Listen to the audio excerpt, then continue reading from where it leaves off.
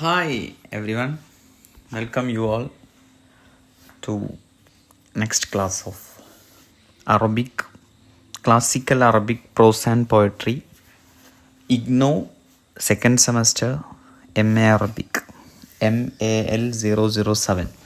അപ്പോൾ ഇപ്പോൾ നമ്മൾ കഴിഞ്ഞ വീഡിയോയിൽ യൂണിറ്റ് 1 മുതൽ 4 വരെ MAL 007 classical Arabic and prose and പോയട്രിയുടെ ആദ്യത്തെ 4 യൂണിറ്റുകൾ ചർച്ച ചെയ്തു. ഇനി 5ാമത്തെ യൂണിറ്റുകൾ മുതലാണ് നമുക്കിന്ന് ചർച്ച ചെയ്യാനുള്ളത്. അപ്പോൾ കഴിഞ്ഞ വീഡിയോയിൽ ക്ലാസ്സുകൾ കേട്ട് നെക്സ്റ്റ് പാർട്ടും അപ്ലോഡ് ചെയ്യണമെന്ന് വാട്സപ്പിലും കമൻറ്റിലൊക്കെ ഒരുപാട് ആളുകൾ ആവശ്യപ്പെട്ടത് കൊണ്ട് നമുക്ക് വീഡിയോ ചെയ്യണം. ഇതിൽ ആദ്യം പറയാനുള്ളത്, ക്ലാസ്സിലേക്ക് കടക്കുന്നതിന് മുമ്പ് പറയാനുള്ളത്, നിങ്ങളിത് കേൾക്കുന്നു പക്ഷേ പലരും സബ്സ്ക്രൈബ് ചെയ്യുന്നില്ല ചാനൽ. അതൊന്ന് സബ്സ്ക്രൈബ് ചെയ്ത് തരണമെന്നുകൂടെ ഒരു അഭ്യർത്ഥനയായി കണക്കാക്കുന്നു എന്ന് അറിയിക്കുന്നു. ഓക്കെ, നമുക്ക് കിടക്കാം. അപ്പോൾ യൂണിറ്റ് 5 നമ്മളതിൻ്റെ കണ്ടിന്യൂഷനാണ്. നമ്മൾ അറബി സാഹിത്യ ശാഖകളിലെ നിരവധി രൂപങ്ങൾ വ്യത്യസ്ത കാലഘട്ടങ്ങളിലൂടെ നമ്മൾ ചർച്ച ചെയ്തു. ഇനി ഇപ്പോൾ യൂണിറ്റ് 5 ചർച്ച ചെയ്യുന്നത് അൽ ഖിതാബത്തു ഫിൽ അസ്രിൽ അമവി കാലഘട്ടത്തിലെ പ്രസംഗശൈലി, പ്രസംഗകല, അതാണ്. അപ്പോൾ അതിലെ ഇൻട്രൊഡക്ഷനിൽ അസ്റുൽ അമവി കാലഘട്ടം എത്രയെന്ന് പറയുന്നുണ്ട്. AD 661 മുതൽ 750 വരെയാണ് ഏകദേശം അസ്റുൽ അമവി. ഇത് ഹിസ്റ്റോറിക്കലി താരീഖിയായിട്ട് ഒരുപാട് സിയാസിയും അതുപോലെ സഖാഫിയുമായ ഒരുപാട് തതവ്വുറാത്ത്, ഒരുപാട് വളർച്ചകൾ ഒക്കെ ഉണ്ടായ കാലഘട്ടമാണ് അസ്റുൽ അമവി. അതുകൊണ്ട് തന്നെ അസ്റുൽ അമവിയയിൽ പ്രസംഗകലയെ അല്ലെങ്കിൽ പ്രസംഗ രൂപത്തെ വളർത്തിയ ഒരുപാട് ഘടകങ്ങളുണ്ട്. അൽ അവാമിലുല്ലത്തി അദ്ദത് ഇലസ്ദിഹാരിൽ ഖിതാബ എന്ന് പറയുന്ന ഒരു വിഷയം തന്നെയുണ്ട്. അതായത് പ്രസംഗകല പുഷ്ടിപ്പെടാൻ, പുഷ്കലമാകാൻ, വളരാൻ നയിച്ച കാരണങ്ങൾ, ഘടകങ്ങൾ. അതിലൊന്നാമത്തേത് പറയുന്നത് അൽഫിത്തനു സിയാസിയയാണ്. രാഷ്ട്രീയ കലാപങ്ങൾ, പ്രശ്നങ്ങൾ, അൽഫിത്തനു സിയാസിയ. 2 അത്തനാഫുസു ബൈനൽ അഹ്സാബ്, പാർട്ടികൾക്കിടയിലുള്ള മത്സരങ്ങളും തർക്കങ്ങളുമാണ്. പിന്നെ അൽ ഫുതൂഹാത്തുൽ ഇസ്ലാമിയ, ഇസ്ലാമിക വിജയഘോഷയാത്രകളും അതുപോലെ വിജയവീരഗാഥകളും ഒക്കെ പ്രസംഗ കലയെയും ആ ശാഖയെയും വളർത്താൻ കാരണമായിട്ടുണ്ട്. പിന്നെ അദ്ദിഫാഉ അനിൽ മദ്ഹബ്, ഓരോ പണ്ഡിതർക്കും അല്ലെങ്കിൽ ഓരോ വിഭാഗത്തിനും ഉണ്ടാകുന്ന പ്രത്യേകം സ്കൂളുകൾ അല്ലെങ്കിൽ പ്രത്യേക ഒരു ചട്ടക്കൂട്, മദ്ഹബുകൾ, അവയെ സംരക്ഷിക്കാനുള്ള ഒരു രൂപമായിട്ടും. പിന്നെ അത്തഹരീൽ വൽ ഹമാസ, നമ്മൾ കഴിഞ്ഞ കാലഘട്ടങ്ങളിൽ ഉള്ളതുപോലെ സമരം, ശത്രു സൈന്യങ്ങൾക്കെതിരെ സമരം ചെയ്യാനുള്ള, പോർമുഖം തീർക്കാനുള്ള ആവേശം തീർക്കാനും ഹമാസ് ഒക്കെ നമ്മൾ പറഞ്ഞാണ്. തഹരീൽ എന്ന് പറഞ്ഞാൽ എൻകറേജ് പ്രേരിപ്പിക്കുകയാണ്. ഓക്കെ, ആയതുകൊണ്ട് തന്നെ രാഷ്ട്രീയമായതുകൊണ്ട് നമുക്കറിയുന്നത് പോലെ ഇപ്പോഴത്തെ കാലഘട്ടത്തിലൂടെ നമ്മൾ ചിന്തിച്ചാൽ തന്നെ രാഷ്ട്രീയങ്ങളിലൊക്കെ പ്രസംഗകർക്കും പ്രസംഗത്തിനൊക്കെ നല്ല വാല്യൂ ഉണ്ട്. അതുകൊണ്ട് തന്നെ പ്രസംഗം ആ കാലഘട്ടത്തിലെ ഭരണ നേതാക്കളും ഭരണകൂടവും ഉറ്റുനോക്കുന്ന ഒരു ആയുധ കലയായിരുന്നു പ്രസംഗം. ഖസ്വായിസുൽ ഖിതാബ ഫിൽ അസ്റിൽ അമവി എന്ന് പറയുന്ന ഭാഗത്ത്, അതായത് അസ്റുൽ അമവിയയിലെ പ്രസംഗത്തിൻ്റെ പ്രത്യേകതകൾ പറയുന്നതിൻ്റെ ആ വിശദീകരണത്തിൽ ഒന്നാമതായി അൽ ഫസ്വാഹത്തു വൽ ബലാഗ എന്ന് പറയുന്നുണ്ട്. അതായത് ഉച്ചാരണ മികവും ആലങ്കാരികവും. പിന്നെ ഖുവത്തുൽ ഇഖ്നാഇ വത്തഅ്സീർ, ഇഖ്നാഅ് നമ്മൾ കഴിഞ്ഞ ക്ലാസ്സിൽ പറഞ്ഞിട്ടുണ്ട്. അതായത് സ്വാധീനം ചെലുത്തുക, തഅ്സീർ സ്വാധീനം ചെലുത്തുന്നതും പിന്നെ ശ്രോതാക്കളേക്ക് അത് മതിയാക്കുന്നതും, it's enough to the audience, ശ്രോതാക്കളെ ചിന്തിപ്പിക്കുന്നതും പിന്നെ സ്വാധീനിക്കുന്നതുമായ വാക്കുകളായിരുന്നു. പിന്നെ അത്തർക്കീസ് അലൽ മൗളൂഇ സിയാസി വദ്ദീനി, രാഷ്ട്രീയ തർക്കങ്ങളും മതപരമായ വിഷയങ്ങളിലും കേന്ദ്രീകരിച്ചായിരുന്നു വിഷയങ്ങൾ ഉണ്ടായിരുന്നത്. അതുപോലെ ഇസ്തിഖ്ദാമുൽ ഹമാസ വ തഹദ്ദിയാത്ത് എന്ന് പറഞ്ഞാൽ വെല്ലുവിളികൾ. അപ്പോൾ പ്രസംഗങ്ങളിൽ നേരത്തെ പറഞ്ഞതുപോലെ പോർക്കളം തീർക്കാനുള്ള ഉത്സാഹങ്ങളും വെല്ലുവിളികളും ഒക്കെ ഉണ്ടായിരുന്നു. അത്തഖ്റാർ വൽ ഈഖാൾ, പദാവർത്തനവും സ്വരച്ചേർച്ചകളും ഉണ്ടായിരുന്നു. പ്രസംഗകല വളരെ പുഷ്കലമായ സമയമാണ് അസ്റുൽ അമവി. ആ കാലഘട്ടത്തിലെ പ്രധാന പ്രസംഗകർ ആരൊക്കെയാണെന്ന് നോക്കാം. അതിൽ വളരെ പ്രധാനപ്പെട്ട ആളാണ് സിയാദ് ബിനു അബീഹി എന്ന് പറയുന്ന ഹിജ്റ 53 മരണപ്പെട്ട പ്രാസംഗികൻ. അദ്ദേഹം പ്രസംഗകലയിൽ ഭാഷാ വൈദഗ്ധ്യം കൊണ്ട് ജനമനസ്സുകളെ കീഴടക്കി ഭരണകർത്താക്കളെയും അലി റളിയല്ലാഹു അൻഹുവിനെ പോലും അത്ഭുതപ്പെടുത്തിയ വളരെ വലിയ പ്രസംഗികനാണ് സിയാദ് ബിനു അബീഹി. അലി റളിയല്ലാഹു അൻഹുവിൻ്റെ ഭരണകാലഘട്ടത്തിൽ തന്നെ അദ്ദേഹത്തിൻ്റെ വൈദഗ്ധ്യം അലി റളിയല്ലാഹു അൻഹു മനസ്സിലാക്കുകയും ഭരണകാര്യങ്ങൾ ഏൽപ്പിച്ചു കൊടുക്കുകയും അലി റളിയല്ലാഹു അൻഹു കൊല്ലപ്പെട്ടതിനു ശേഷം മുആവിയ റളിയല്ലാഹു അൻഹു ഇദ്ദേഹം മറ്റു ചേരികളിലേക്ക്, അതായത് കയ്യൂക്കുള്ളവർ കൊത്തിക്കൊണ്ടു പോകുമോ എന്ന് ഭയന്നുകൊണ്ട് സ്വന്തം കൂടെ ചേർക്കുകയും എന്നിട്ട് ഈ സിയാദ് ബിൻ അബീഹി എന്ന് പറയുന്നത് കണ്ടോ, അബീഹി എന്ന് പറയുന്നത് ശരിക്കും സിയാദ് എന്ന് പറഞ്ഞ ആളുടെ ഉപ്പ ആരാന്ന് അറിയപ്പെടുന്നില്ല. ഒരു അടിമ സ്ത്രീയിലുണ്ടായ ആളാണ്. അപ്പം ഉപ്പ ആരാന്ന് അറിയപ്പെട്ടിട്ടില്ല. അതുകൊണ്ട് തന്നെ സിയാദ് ബിനു അബീഹി, വാപ്പാടെ മോനായ സിയാദ്, അദ്ദേഹത്തിൻ്റെ ഉപ്പയുടെ മകനായ സിയാദ് എന്നാണ് അറിയപ്പെടാറ്. അങ്ങനെ ഉപ്പ ആരെന്നറിയാത്ത സിയാദിനെ പിടിച്ച് മുആവിയ റളിയല്ലാഹു അൻഹു എന്ത് ചെയ്തെന്ന് വെച്ചാൽ സ്വന്തം സഹോദരനായി കുടുംബം തന്നെ ചേർത്തി. അതായത് സിയാദ് ബിനു അബി സുഫിയാൻ എന്ന പേരിൽ പിന്നീട് അറിയപ്പെടാൻ തുടങ്ങി. മുആവിയത്ത് ബിൻ അബി സുഫിയാൻ ആണല്ലോ, അബു സുഫിയാന്റെ മകനാണ് മുആവിയ. അപ്പൊ സ്വന്തം ഉപ്പയിലേക്ക് ചേർത്തി സഹോദരനായി ഔദ്യോഗികമായി സ്വീകരിച്ച ആ ഒരു ബഹുമതി കൊടുത്ത ആളാണ് സിയാദ് ബിൻ അബി. പിന്നെ രണ്ടാമത്തെ ഒരു പ്രാസംഗികനാണ് സഹ്ബാൻ വായിൽ. ഹിജ്റ 54 വഫാത്തായ സഹ്ബാൻ വായിൽ.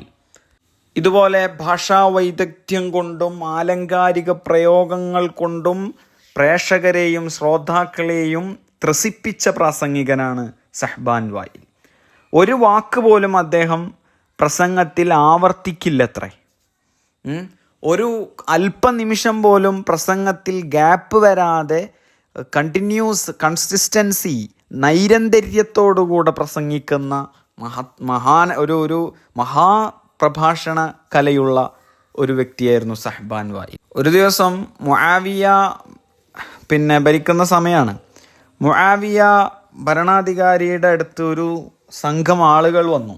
അപ്പോൾ മുആവിയ ഈ സഹ്ബാൻ വായിലിനോട് കുറച്ച് സംസാരിക്കാൻ ആവശ്യപ്പെട്ടു.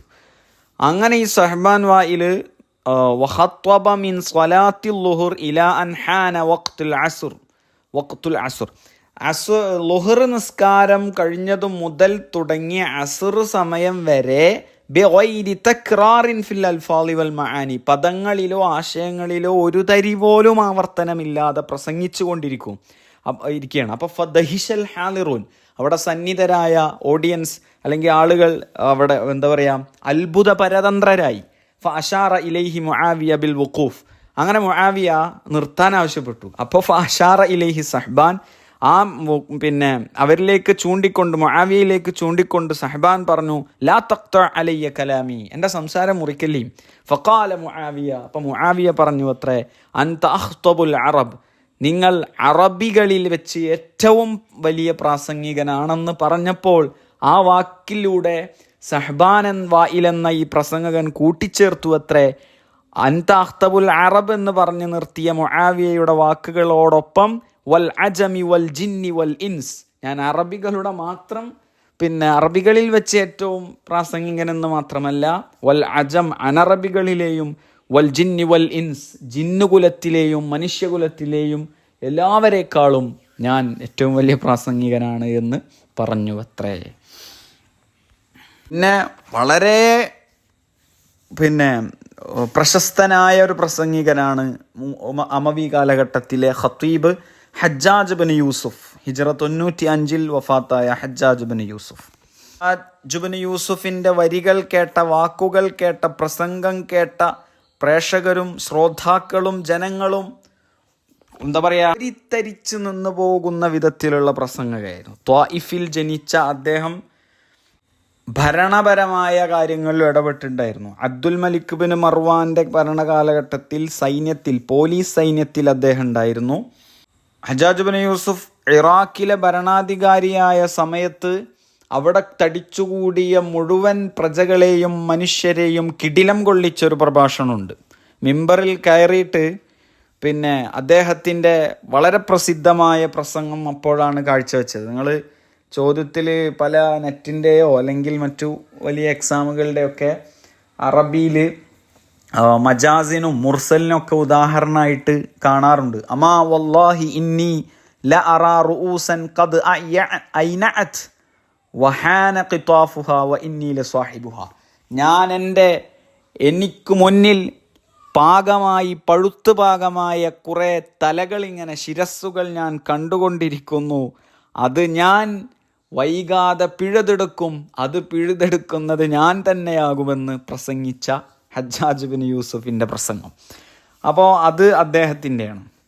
നമ്മുടെ മാലിക് ബിൻ ദീനാർ റളിയല്ലാഹു അൻഹു അദ്ദേഹത്തെക്കുറിച്ച് പറഞ്ഞിട്ടുണ്ട് അത്രേ, മാ റഅയ്തു അഹദൻ അബിയന മിനൽ ഹജ്ജാജ്. ഹജ്ജാജിനേക്കാൾ ബയാൻ എന്ന് പറയുന്നത് ഇൽമുൽ ബയാൻ, ഇൽമുൽ ബദീ, ഇൽമുൽ മആനി. ഇൽമുൽ ബയാൻ എന്ന് പറയുന്നത് സാഹിത്യത്തിൻ്റെ ഒരു രൂപമാണ്. അതിൻ്റെ വിശദീകരണങ്ങൾക്ക് കടക്കുന്നില്ല.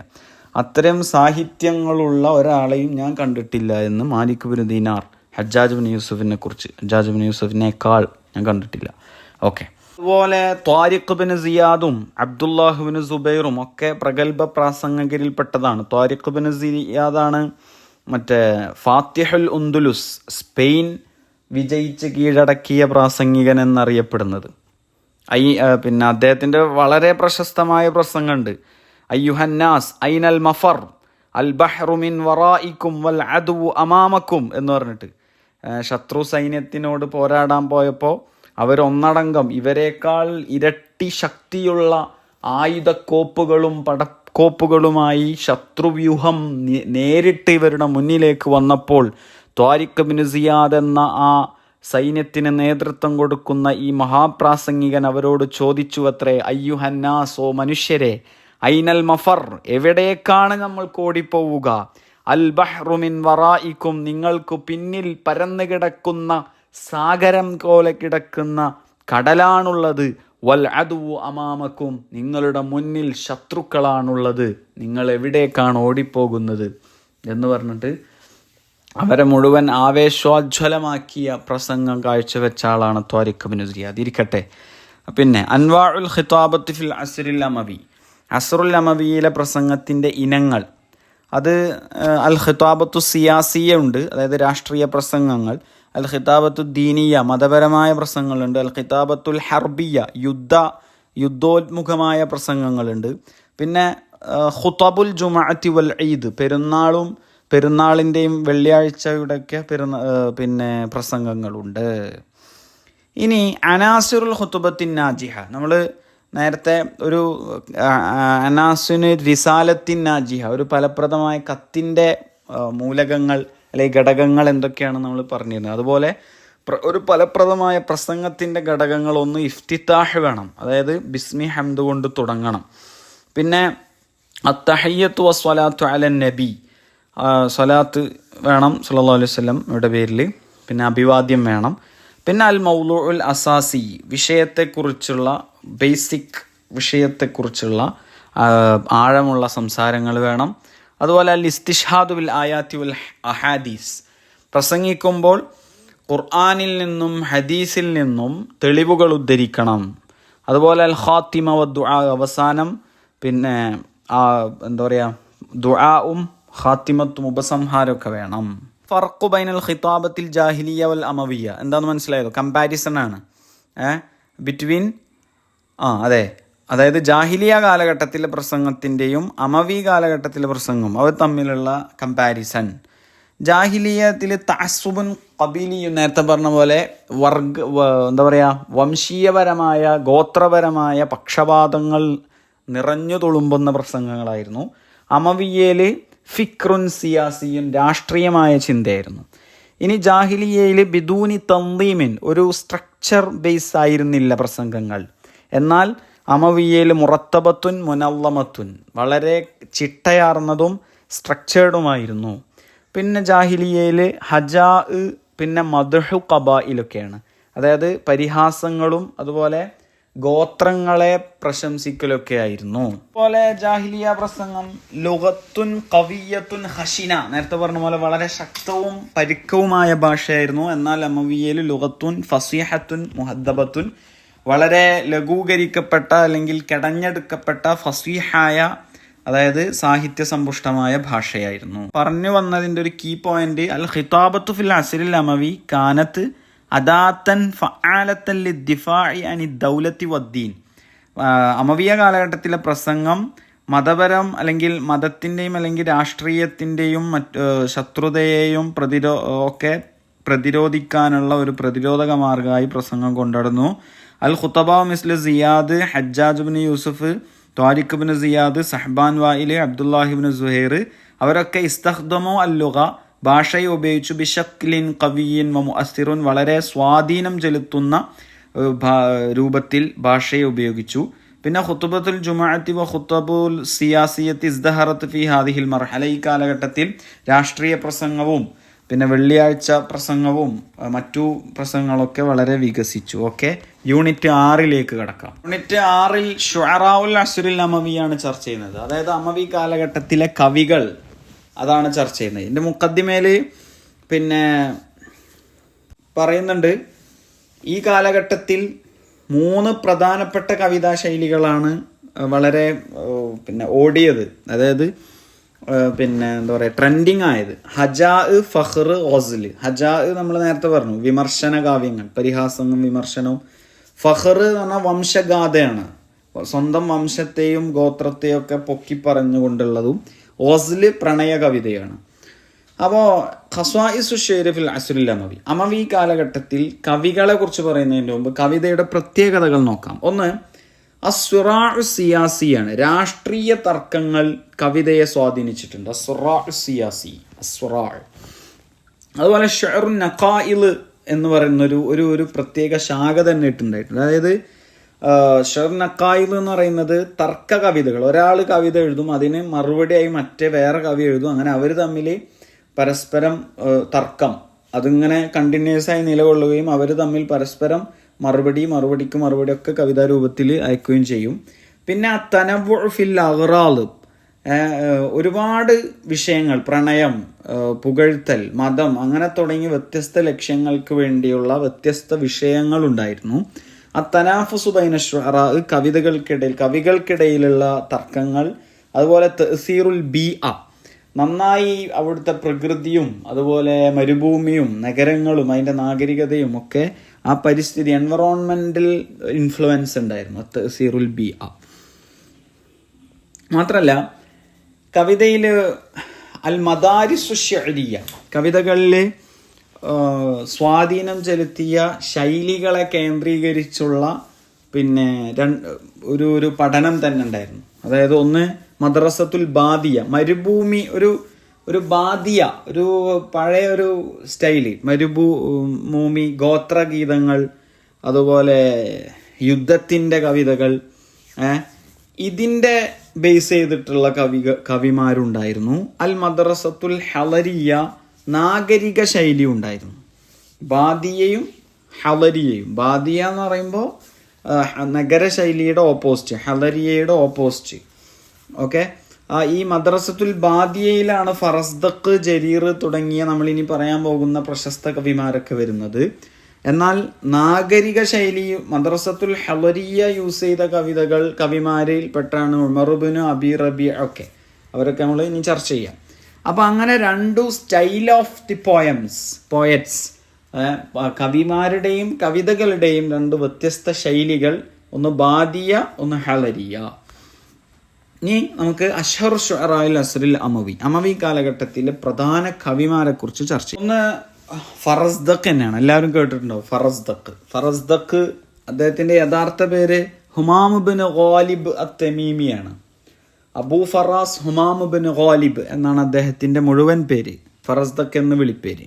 അദ്ദേഹത്തിന്റെ മുഖം ലി ജഹൂമത്തി വജ്ഹിഹി, അദ്ദേഹത്തിന്റെ മുഖത്തിലുണ്ടായ ഒരു ചുളിവ് കാരണം കൊണ്ടാണ് ഫറസ്ദഖ് എന്ന് പേര് വന്നത് എന്നൊക്കെ പറയപ്പെടുന്നു. ഇരിക്കട്ടെ, അദ്ദേഹം ചെറിയ കുട്ടിയായിരിക്കുമ്പോൾ തന്നെ അദ്ദേഹത്തിൽ ഈ കവിതയുടെ പ്രാഗൽഭ്യം വളരെ തെളിഞ്ഞു വന്നിരുന്നു. അപ്പോൾ അദ്ദേഹത്തിൻ്റെ ഉപ്പ ഈ ഫറസ്ദക്കായിട്ട് പിന്നെ അലി ഇബ്നു അബി ത്വാലിബ് റളിയല്ലാഹുവിൻ്റെ അടുത്തേക്ക് പോയി, വളരെ പൊക്കി പറഞ്ഞുകൊണ്ട് പോയി. അപ്പോൾ അലി റളിയല്ലാഹുവിനോട് ഈ ഉപ്പ പറഞ്ഞു, ഇന്നബിനി ഹാദ യഖൂലു ഷിർ, എൻ്റെ ഈ കുട്ടി വളരെ അടിപൊളിയായി കവിത പറയുന്നുണ്ട്.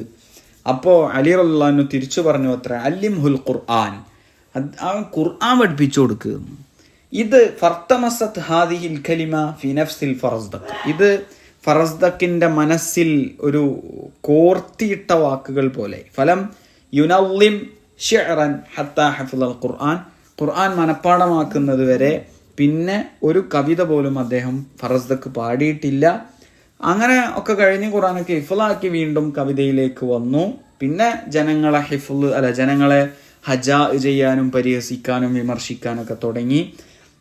എന്നിട്ട് ഇറാഖ് ഭരണാധികാരിയായിരുന്ന സിയാദ് ഇദ്ദേഹത്തെ വിലക്കി. അപ്പോൾ അദ്ദേഹം അവിടുന്ന് ഓടി. പിന്നെ ഈ സിയാദ് മരിച്ചതിന് ശേഷമാണ്, വഫാത്തായതിനു ശേഷമാണ് വീണ്ടും ആ നാട്ടിലേക്ക് തിരിച്ചു വന്നത്. വീണ്ടും ഫിത്നയിലും ഹുറൂബിലും യുദ്ധങ്ങളിലൊക്കെ വീണ്ടും പങ്കെടുത്തു. ഉമവി ഭരണകർത്താക്കളെയൊക്കെ നന്നായി മദ്ഹ് ചെയ്തിരുന്നു. പക്ഷേ ഒന്നും അവരുടെ അടുത്തൊന്നും ചെലവായില്ല അതൊന്നും. കാരണം പിന്നെ ഇദ്ദേഹം ഷിയ ചിന്താഗതിയുള്ള ആളാണെന്ന് പറയപ്പെടുന്നു.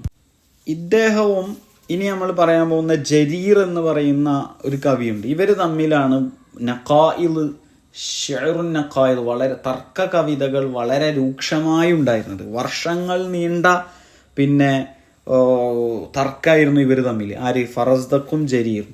എത്രത്തോളം എന്ന് വെച്ചാൽ ആ നാട്ടിലെ ആളുകൾ ഇവരുടെ കാര്യത്തിൽ രണ്ട് തഫറഖന്നാസു ഫി അംരിഹിമാ ഫിർഖത്തൈൻ എന്ന് പറയാറ്. ഇവരുടെ രണ്ട് വിഷയത്തിൽ ആളുകൾ രണ്ട് ചേരിയായി. ഒരാൾ ജരീറിന്റെ ആൾക്കാർ ഒരു വിഭാഗം ഫറസ്ദഖിന്റെ ആൾക്കാരും. വദാറ ബൈനഹുമൽ ഹജാ 40 സന, 40 വർഷം നീണ്ടു നിന്നു അത്ര ഇവർക്കിടയിലുള്ള ഹജാ. ആർക്കിടയിൽ? ജരീറും ഫറസ്ദഖും. അത് കുറെ അവരെ തർക്കങ്ങളെ പറ്റിയും ഓരോ പാർട്ടിക്കാർ രണ്ട് വിഭാഗങ്ങൾ തമ്മിലുള്ള അടികളെ കുറിച്ചൊക്കെയുള്ള നീണ്ട ചരിത്രങ്ങളുണ്ട്. അതൊക്കെ പോട്ടെ.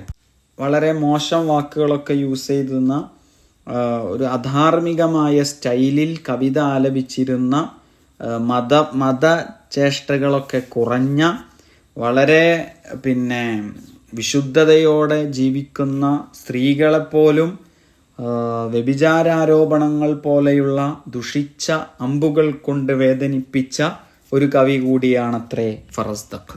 അപ്പം അദ്ദേഹത്തിൻ്റെ കവിതയിൽ ഏറ്റവും മുഴച്ചു നിന്നിരുന്നത് ഹജാഉം ഫഖ്റുമാണ്. ഹജാ ജരീറുമായിട്ടും ഫഖ്റ് സ്വന്തം വംശത്തെയും ഗോത്രത്തെയും സ്വന്തം വ്യക്തിത്വത്തെയും കുടുംബത്തെയും പൊക്കിപ്പറയുന്ന ഫഖ്റ് പറയുക, അതാണ് ഫഖ്റ്. ഇങ്ങനൊക്കെ ആയാലും സാഹിത്യത്തിൻ്റെ ഭാഷയുടെ വിഷയമെടുത്താൽ അദ്ദേഹം നിപുണനാണ്, വിദഗ്ധനാണ്, അടിപൊളി കവിയാണ്. എത്രത്തോളം എന്ന് വെച്ചാൽ പിന്നെ അറബി ഭാഷാ പണ്ഡിതർ പറയുമായിരുന്നു, ലൗലാ ശഅറുൽ ഫറസ്ദഖി ലദഹബ സുലുസു ലുഗത്തിൽ അറബി വനിസ്ഫു അഖ്ബാരിൻ നാസ്.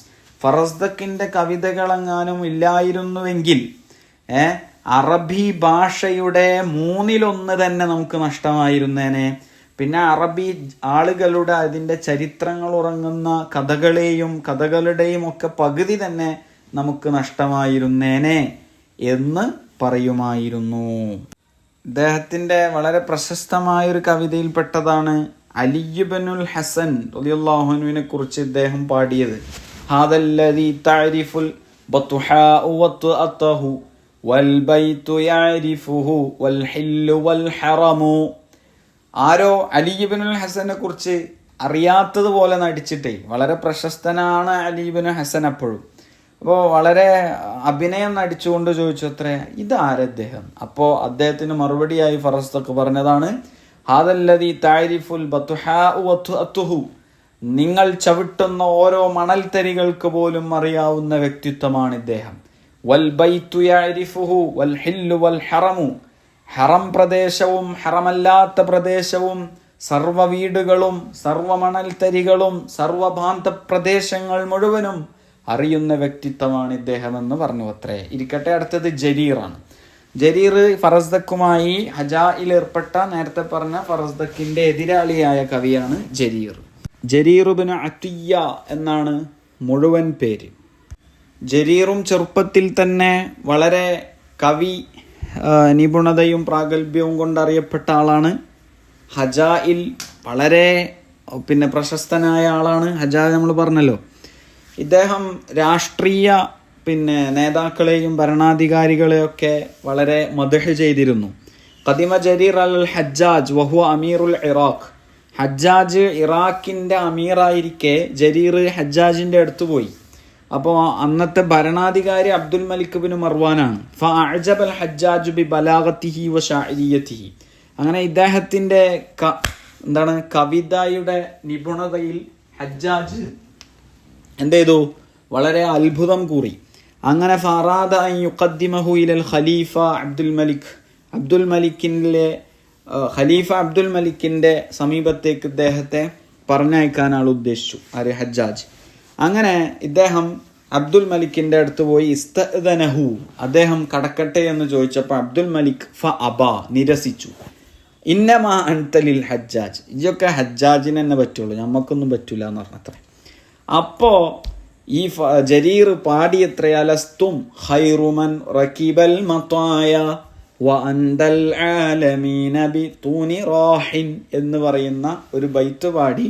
അത് ആ ബൈത്തിൽ അബ്ദുൽ മലിക് ബിൻ മർവാൻ വീഴുകയും എന്നിട്ട് പുഞ്ചിരിക്കുകയും കദാലിക നഹ്നു വമാ സിൽനാ കദാലിക്, യെസ് നിങ്ങൾ പറഞ്ഞത് ശരിയാണ്, നമ്മൾ അങ്ങനെ തന്നെയാണ്, ഇനിയും നമ്മൾ അങ്ങനെ ആയിരിക്കും എന്ന് ആ പൊക്കിപ്പാടിയതിൽ ഇദ്ദേഹം അബ്ദുൽ മലിക് ബിൻ മർവാൻ വീണു പോവുകയും എന്നിട്ട് ഇദ്ദേഹം പിന്നെ അബ്ദുൽ മലിക്കിൻ്റെ ആളാവുകയും ഒരുപാട് സമ്മാനങ്ങൾ നേടുകയൊക്കെ ചെയ്തു അത്രേ. അടുത്ത ആളാണ് എന്താണ് ഇപ്പോൾ നമ്മൾ പറഞ്ഞുകൊണ്ടിരിക്കുന്നത്? അമവി കാലഘട്ടത്തിലെ അഷ്ഹറു ശുഅറാ, അതുപോലെ പ്രസിദ്ധ കവിമാരാണ്. പിന്നെ അഖ്തൽ, അദ്ദേഹത്തിൻ്റെ പേര് ഗിയാസ് ബിൻ ഖൗസ് എന്നാണ്. ചെറുപ്പത്തിലെ സ്വന്തം ഉമ്മ മരണപ്പെട്ട അദ്ദേഹത്തെ ഉപ്പയുടെ രണ്ടാം ഭാര്യയാണ് അദ്ദേഹത്തെ വളർത്തിയത്.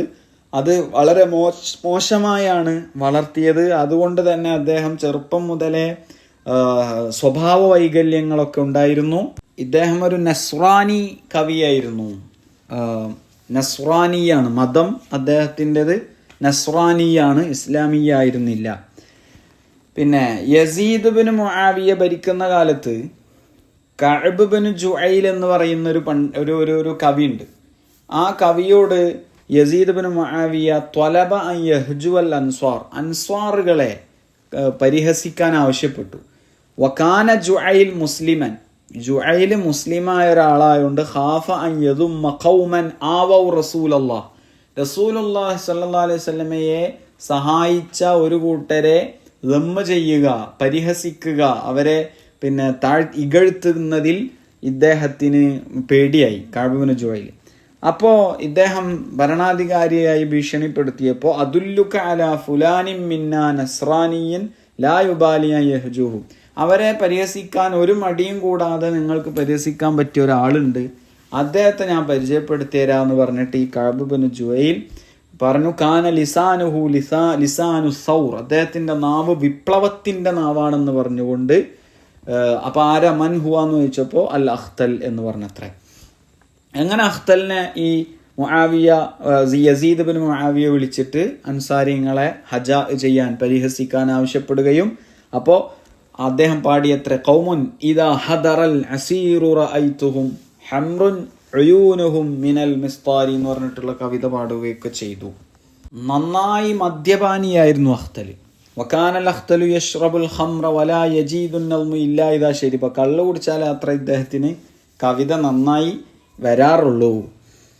ഓക്കെ, അപ്പോൾ അദ്ദേഹം നന്നായി കള്ളു കുടിക്കുകയും ഭരണാധികാരികളോടൊപ്പമൊക്കെ സദസ്സ് പങ്കിടുകയും അവരെയൊക്കെ കവിതയിലൂടെ ആകർഷിക്കുകയൊക്കെ ചെയ്ത ഒരു നസ്രാനി കവിയാണ് അഖ്തൽ. ഇങ്ങനെയൊക്കെ ആയിട്ട് നമ്മൾ അദ്ദേഹത്തെക്കുറിച്ച് പഠിക്കുന്നത് അവരുടെ ഭാഷാ വൈദഗ്ധ്യവും സാഹിത്യത്തിലുള്ള വൈദഗ്ധ്യവും അതും ഒക്കെ വെച്ചിട്ടാണ് അവരെ സാഹിത്യ വിഷയങ്ങളിൽ അവരെ പരിചയപ്പെടുത്തുന്നതൊക്കെ. പിന്നെയുള്ള ഒരു കവിയാണ് ഉമർ ഇബ്നു അബി റബീഅ. അദ്ദേഹം ഒരു പ്രണയ കവിയാണ്. ഒസ്ലിനാണ് പ്രാധാന്യം നൽകിയത്. അതായത് സ്ത്രീകളും പിന്നെ അവരെ വർണ്ണനകളൊക്കെയാണ് അദ്ദേഹത്തിൻ്റെ കവിതകളിൽ മുഴച്ചു നിന്നിരുന്നത്. മഹാനായ ഉമർ റളിയല്ലാഹു അൻഹു, ഉമർ ഇബ്നുൽ ഖത്താബ് റളിയല്ലാഹു അൻഹു വഫാത്താകുന്ന രാത്രിയാണത്രേ ഇദ്ദേഹം ജനിക്കുന്നത്. അപ്പോൾ ഇദ്ദേഹത്തിൻ്റെ പിന്നീടുള്ള ഇദ്ദേഹത്തിൻ്റെ ജീവിത ശൈലിയൊക്കെ കണ്ടിട്ട് ആൾക്കാർ പറഞ്ഞു അത്രേ, അയ്യു ഹക്കിൻ റുഫിഅ വ അയ്യു ബാത്തിലിൻ വുളിഅ. എത്ര സത്യമായ ഒരാളാണ് മേലേക്ക് ഉയർത്തപ്പെട്ടത്, എത്ര മോശമായ ഒരാളാണ് പിന്നെ ഭൂമിയിലേക്ക് വന്നത്. മനസ്സിലാവുണ്ടല്ലോ? ഓക്കെ. അപ്പോൾ അദ്ദേഹം ഞാൻ പറഞ്ഞ പോലെ സ്ത്രീകളെ വളരെ ദീർഘമായി വിവരിക്കുകയും പിന്നെ വിശദീകരിക്കുകയും വിശേഷിപ്പിക്കുകയും ഭംഗിയെ കേന്ദ്രീകരിച്ച് കവിത പാടുകയും ഒക്കെ ചെയ്തിരുന്നു. പിന്നെ ഇദ്ദേഹം ജമീൽ ബുസൈന എന്ന് പറഞ്ഞൊരു കവി ഉണ്ടായിരുന്നു, കവി ജമീൽ. അദ്ദേഹം ഈ പിന്നെ വസ്ഫുൻ നിസാ, സ്ത്രീകളെ വിശേഷിപ്പിച്ച് പാടുമെങ്കിലും അദ്ദേഹത്തിനൊരു പ്രണയിനി ഉണ്ടായിരുന്നു, ഒരു ഫിക്സഡ് പേഴ്സൺ ഉണ്ടായിരുന്നു. അവരെ കുറിച്ച് മാത്രമേ പറയാറുള്ളൂ. പക്ഷേ ഉമർ ഇബ്നു അബീ റബീഅ കണ്ണിൽ കണ്ടവരെ എല്ലാ സ്ത്രീകളെ കുറിച്ച് അനാവശ്യമായി പാടുകയും പിന്നെ വർണ്ണിക്കുകയും ഒക്കെ ചെയ്യുമായിരുന്നത്രേ. അദ്ദേഹത്തിൻ്റെ ഭാഷ പിന്നെ സ്റ്റൈല് വളരെ ലളിതവും കാവ്യാത്മക നിറഞ്ഞതായിരുന്നു. ഓക്കെ. അപ്പോൾ നമ്മൾ ഫന്നുൻ നഖായിൽ എന്ന് പറയുന്ന ഒരു ഷിഅറു തഹദ്ദി, ഒരു ചലഞ്ചിങ് പോയം, പരസ്പരം തർക്കങ്ങളുള്ള ഒരു കവിതാ രൂപം തന്നെ ഇവിടെ രൂപം കൊണ്ടു. അത് പ്രധാനമായും ഫറസ്ദഖ് ജരീറിൻ്റെ ഇടയിലായിരുന്നു. ഹജാവും ഫഖ്റും ഒക്കെ ആയിരുന്നു അതിൽ വിഷയീഭവിച്ചിരുന്നത്. കഴിഞ്ഞു. അടുത്തത് യൂണിറ്റ് 7 യൂണിറ്റ് 7 അശ്ശഅറു ഫിൽ അസ്റിൽ അബ്ബാസിയാണ്. അബ്ബാസി കാലഘട്ടത്തിലെ കവിതയാണ് വിഷയീഭവിക്കുന്നത്. അബ്ബാസി കാലഘട്ടം AD 750 മുതൽ 1258 വരെയുള്ള നീണ്ടു നിവർന്നു കിടക്കുന്ന വർഷക്കാലയളവുണ്ട് അസ്റുൽ അബ്ബാസിക്ക്. അബ്ബാസി ഭരണം വളരെ വലിയ വിപ്ലവങ്ങളും വികസനങ്ങളും പുരോഗതികളും സമൂഹത്തിൽ ഉണ്ടാക്കിയ ഒരു ഭരണാധികാരിയാണ്. ഇസ്ലാമിക ഭരണകാലഘട്ടത്തിലെ അൽ അസ്റു ദഹബി എന്ന് സുവർണ കാലഘട്ടം എന്നറിയപ്പെടുന്ന കാലഘട്ടമാണ് പിന്നെ അസ്റുൽ അബ്ബാസി. ബഗ്ദാദ് പോലെയുള്ള വലിയ പട്ടണങ്ങൾ, വലിയ സാംസ്കാരിക നഗരികൾ, അൽ മുദനു സഖാഫിയ സാംസ്കാരിക പട്ടണങ്ങൾ ഒക്കെ നിർമ്മിക്കുകയും പിന്നെ തഅലീമിയായ മആഹിദുകൾ, ഇൻസ്റ്റിറ്റ്യൂഷണൽ പിന്നെ എഡ്യൂക്കേഷണൽ ഇൻസ്റ്റിറ്റ്യൂഷൻസ് നിർമ്മിക്കുകയും പാഠശാലകൾ മദാരിസുകൾ നിർമ്മിക്കുകയും ഒരുപാട് ലുഗത്തിലും അദബിലും ഒരുപാട് തതവ്വുറാത്ത് പിന്നെ മാറ്റങ്ങൾ പിന്നെ കൊണ്ടുവരികയും ചെയ്ത ഒരു ഭരണകാലഘട്ടമാണ് അസ്റുൽ അബ്ബാസി. നമ്മുടെ വിഷയം അറബി ലുഗത്തും അദബും സാഹിത്യമായതുകൊണ്ട് അതിൻ്റെ വിഷയത്തിലേക്ക് കടക്കുമ്പോൾ അബ്ബാസി കാലഘട്ടത്തിലെ ഖസ്വാഇസു ശിഅരി ഫിൽ അസ്റിൽ അബ്ബാസി കാലഘട്ടത്തിലെ കവിതയുടെ പ്രത്യേകതകൾ അത്തജ്ദീദു ഫിൽ ഉസ്ലൂബ്, പുതിയ കവിതാ ശൈലികൾ ഉണ്ടായി എന്നാണ്. പുതിയ സ്ട്രക്ചർ, പുതിയ സ്റ്റൈൽ. പിന്നെ തഅദ്ദുദുൽ മൗലൂആത്ത്, വളരെ ഒരുപാട് വിഷയങ്ങൾ പുതുതായി.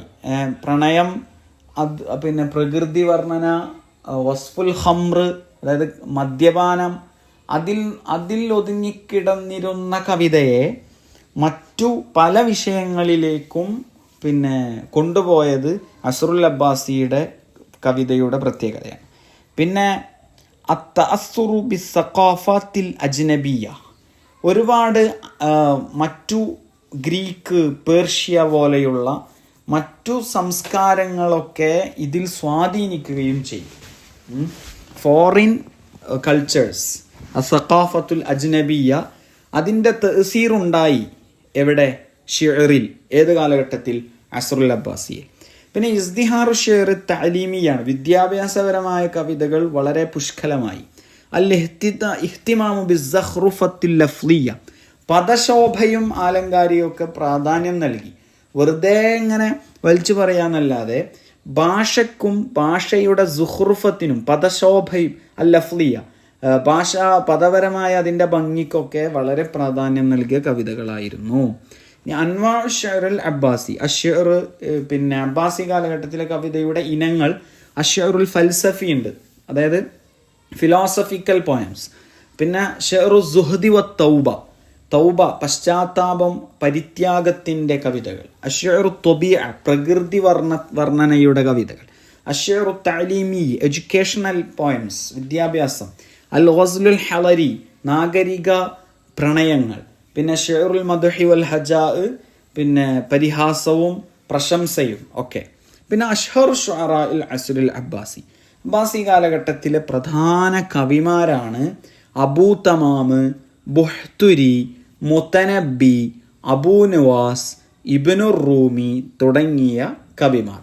അവരുടെ ചെറിയ ഷോർട്ട് ഒരു എക്സ്പ്ലനേഷൻ പറയുകയാണെങ്കിൽ, അബൂ തമാമിനെ കുറിച്ച് പറയുകയാണെങ്കിൽ ഹബീബ് ബിനു ഔസ് എന്നാണ് അദ്ദേഹത്തിൻ്റെ പേര്.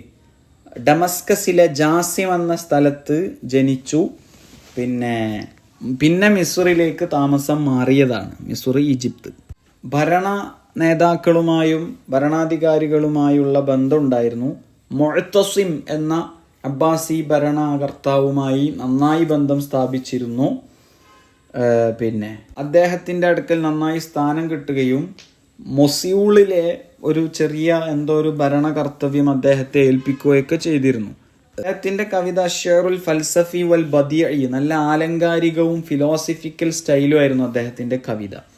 പിന്നെ ഹഫിള അർബഅത അശ്റ അൽഫ ഉർജൂസ, പിന്നെ 14,000 റജ്സുകൾ കാവ്യശകലങ്ങൾ അദ്ദേഹം ഹിഫ്ളാക്കിയിരുന്നത്രേ.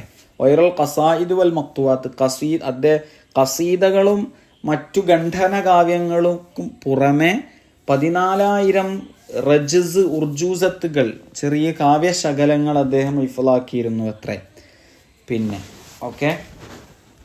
പിന്നെ സലാസത്തു ഷുഅറാഉൽ അബ്ബാസി എന്ന് പറയുന്ന ഒരു 3 കവിമാരുണ്ടായിരുന്നു. അതായത് ആ തൊബക്കയിൽ, ആ ജനറേഷനിൽ നമ്മൾ പിന്നെ ഉംറുൽ ഖൈസിനൊക്കെ പറഞ്ഞില്ലേ ജാഹിലിയയിൽ എന്നതുപോലെ ഈ കാലഘട്ടത്തിലെ പ്രധാന 3 കവികളിൽ ഏറ്റവും പ്രധാനപ്പെട്ടത് അബൂ തമാമാണ്. ബാക്കി 2 ആളുകൾ ബുഹ്തുരിയും മുത്തനബിയുമാണ്. അബൂ തമാം, ബുഹ്തുരി, മുത്തനബിയാണ് സലാസത്തു ഷുഅറാഉ ഫി ഹാദിഹി തൊബക്ക എന്ന പേരിൽ അറിയപ്പെട്ടിരുന്നത്. അഷ്ആറുഹു ബിൽ അംസാലി വൽ ഹിക്ം, അദ്ദേഹത്തിൻ്റെ കവിതകൾ ഉപമകൾ കൊണ്ടും തത്വചിന്തകൾ കൊണ്ടും നിറഞ്ഞു നിന്നിരുന്നു. അദ്ദേഹത്തിൻ്റെ 2 പ്രധാനപ്പെട്ട കിതാബുകളാണ് കിതാബുൽ ഹമാസ, അതുപോലെ കിതാബു ഫുഹൂലു ശുഅറാ. ഇതിൽ ജാഹിലിയ കാലഘട്ടത്തെയും അല്ലാത്തെയൊക്കെ പ്രധാനപ്പെട്ട കവിതകൾ ക്രോഡീകരിച്ച് കളക്ട് ചെയ്തിട്ടുള്ള ഗ്രന്ഥങ്ങളാണ് കിതാബുൽ ഹമാസയും കിതാബു ഫുഹൂലു ശുഅറാവും. അത് അബൂ തമാമിൻ്റെയാണ്. അദ്ദേഹത്തിൻ്റെ പ്രധാനപ്പെട്ട പ്രശസ്തമായ കവിതയുടെ വരിയാണ് അസ്സൈഫു അസ്ദഖു ബാഅം മിനൽ കുതുബി എന്ന് പറയുന്ന ഒരു വരി. അതായത് വാളുകൾക്ക് പുസ്തകങ്ങളെക്കാൾ വ്യക്തമാകുന്ന വർക്കുകളുണ്ട് എന്നൊക്കെ പറഞ്ഞിട്ട്. പിന്നെ നഖിൽ ഫുആദക ഹൈസു ശിഅത മിനൽ ഹവ മൽഹുബ്ബു ഇല്ലാ ലിൽ ഹബീബിൽ അവ്വലി എന്ന് പറയുന്ന ഒരു കാവ്യം. അതായത് നിങ്ങൾക്കിഷ്ടമുള്ള ഇടത്തേക്ക് നിങ്ങളുടെ പ്രണയങ്ങൾ നിങ്ങൾ കൊണ്ടുപോയിക്കോളൂ, പക്ഷേ മൽഹുബ്ബു ഇല്ലാ ലിൽ ഹബീബിൽ അവ്വലി, യഥാർത്ഥ പ്രണയം നിങ്ങൾ ജീവിതത്തിൽ ആദ്യമായി ആത്മാർത്ഥമായി പ്രണയിച്ചത് ആരോടാണോ അവരോടായിരിക്കുമെന്നാണ് ഈ കവിയുടെ അഭിപ്രായം. അദ്ദേഹത്തിൻ്റെ അഭിപ്രായമാണ്. രണ്ടാമത്തെ നമ്മൾ പറഞ്ഞത് ബുഹ്തുരിയാണ്. ബുഹ്തുരി എന്ന് പറയുന്നത് അദ്ദേഹത്തിൻ്റെ പേര് അൽ വലീദ് ബിനു ഉബൈദില്ല അല്ലെങ്കിൽ അബീദില്ല. ഓക്കെ, ഷാമിലെ മമ്പജിലാണ് ജനിക്കുന്നത്. സിറിയയിലെ ഒരു സ്ഥലമാണ് മമ്പജ്. അദ്ദേഹം ഇതുപോലെ ഇറാഖിലേക്ക് പോവുകയും അവിടെയുള്ള ഖുലഫാകളെയും ഭരണാധികാരികളെ നേതാക്കളൊക്കെ മദ്ഹ് ചെയ്തു. പിന്നെ വാഖാമ ഫി ബഗ്ദാദ് ദഹ്റൻ തൊവീല, ബഗ്ദാദിൽ ഒരുപാട് കാലം നിന്നു. പിന്നെ നമ്മൾ നേരത്തെ പറഞ്ഞ അബൂ തമാമും ബുഹ്തുരിയും വളരെ കൂട്ടുകാരായി മാറി. എത്രത്തോളം എന്ന് വെച്ചാൽ അബൂ തമാമ് ഇദ്ദേഹം ബുഹ്തുരിയോട് പറഞ്ഞത്ര അൻത വല്ലാഹി യാ ബുനയ്യ അമീറു ശുഅറാഇ ഗദൻ ബഅദി, അള്ളാഹു തന്നെ സത്യം മോനെ നീയായിരിക്കും എനിക്ക് ശേഷം ഇവിടെ കവിമാരുടെ നേതാവ് എന്ന് അബൂ തമാം പറഞ്ഞുവത്രേ. അങ്ങനെ അബൂ തമാമിന്റെ മരണശേഷം ഇദ്ദേഹം അസ്ബഹ മഷ്ഹൂറൻ വ ഇമാമൻ ഫിൽ അദബി വശ്ശിഅരി, പ്രസിദ്ധനും ഷിഅറിലും സാഹിത്യത്തിലൊക്കെ ഇമാമായി മാറി. മുത്തവക്കിൽ എന്ന് പറയുന്ന പിന്നെ ഭരണാധികാരിയുമായിട്ടാണ് ഇദ്ദേഹം കൂടുതൽ ബന്ധമുണ്ടായിരുന്നത്. ഇദ്ദേഹത്തിന്റെ കവിതയിൽ റൗഅത്തു സൂറത്തി വ ജമാലു തഅബീർ, കവിതയിൽ ചിത്രങ്ങൾ നമുക്ക് കാണുമ്പോൾ എത്രത്തോളം മനസ്സിലുണ്ടാവുമോ അത്രത്തോളം പദസഞ്ചയവും പദക്രോഡീകരണവും ഭാഷാ ഭംഗിയൊക്കെ ഇദ്ദേഹത്തിന്റെ കവിതയിലുണ്ടായിരുന്നുവത്രേ. ഖാസ്വത്തൻ ഫിൽ ജസാലത്തി വൽ അദൂബത്തി വൽ ഫസാഹ, സാഹിത്യത്തിലും പിന്നെ ഇതിൻ്റെ പ്യൂരിറ്റി, ആ ഭാഷയുടെ തെളിമ, അതിൻ്റെ ലാളിത്യം, ഇതിലെല്ലാം ബുഹ്തുരി വളരെ പ്രഗത്ഭനായിരുന്നു. ഈ അബൂ തമാമാണ് ഇദ്ദേഹത്തെക്കാൾ സീനിയർ എങ്കിലും, അബൂ തമാമാണ് ഇദ്ദേഹത്തെക്കാൾ അടിപൊളി കവിയെങ്കിലും പല ആളുകൾക്കും ആശങ്ക വരെ ഉണ്ടായിരുന്നു അത്രേ, ഇതിലിപ്പോൾ ആരാ ബെറ്റർ എന്ന്. അതായത് അബൂ തമാമാണോ ബുഹ്തുരി, അത് ഒന്നിനൊന്ന് മെച്ചായിരുന്നു എന്നർത്ഥം. അടുത്തത് മുത്തനബിയാണ്. മുത്തനബിയുടെ പേര് അബു ത്വയ്യിബ് അഹ്മദ് ബിനുൽ ഹുസൈൻ എന്നാണ്. ഷാഇറുൽ ഹക്കീം എന്നാണ് അദ്ദേഹം അറിയപ്പെടുന്നത്. ഈ മുത്തനബി എന്ന് പറഞ്ഞ പേര് വരാൻ കാരണം, മുത്തനബി എന്ന് പറഞ്ഞ പ്രവാചകത്വവാദി എന്നാണ് വാക്കർത്ഥം. അതായത് കള്ളപ്രവാചകവാദവുമായി മുന്നോട്ട് വന്ന ആളാണ് അദ്ദേഹം. കാരണം അദ്ദേഹം യത്തൂഫുൽ ബിലാദ് യക്തസിബുൽ റിസ്ഖ, അദ്ദേഹം നാടുകൾ കറങ്ങിത്തിരിഞ്ഞ് പൈസ ഉണ്ടാക്കാൻ നടന്നിരുന്നു, കവിതൊക്കെ പാടിയും അല്ലാതൊക്കെ. പക്ഷേ ഫലം യഖ്ന ബിമാ യതമന്നാഹു സിവാഹു മിനശ് ശുഹ്റത്തി ബിശ്ശഅരി വൽ അദബ്, അദ്ദേഹത്തിന് കുറെ പ്രശസ്തി, കവിത കൊണ്ടും സാഹിത്യം കൊണ്ടും പ്രശസ്തി കിട്ടുന്നുണ്ട് എന്നല്ലാതെ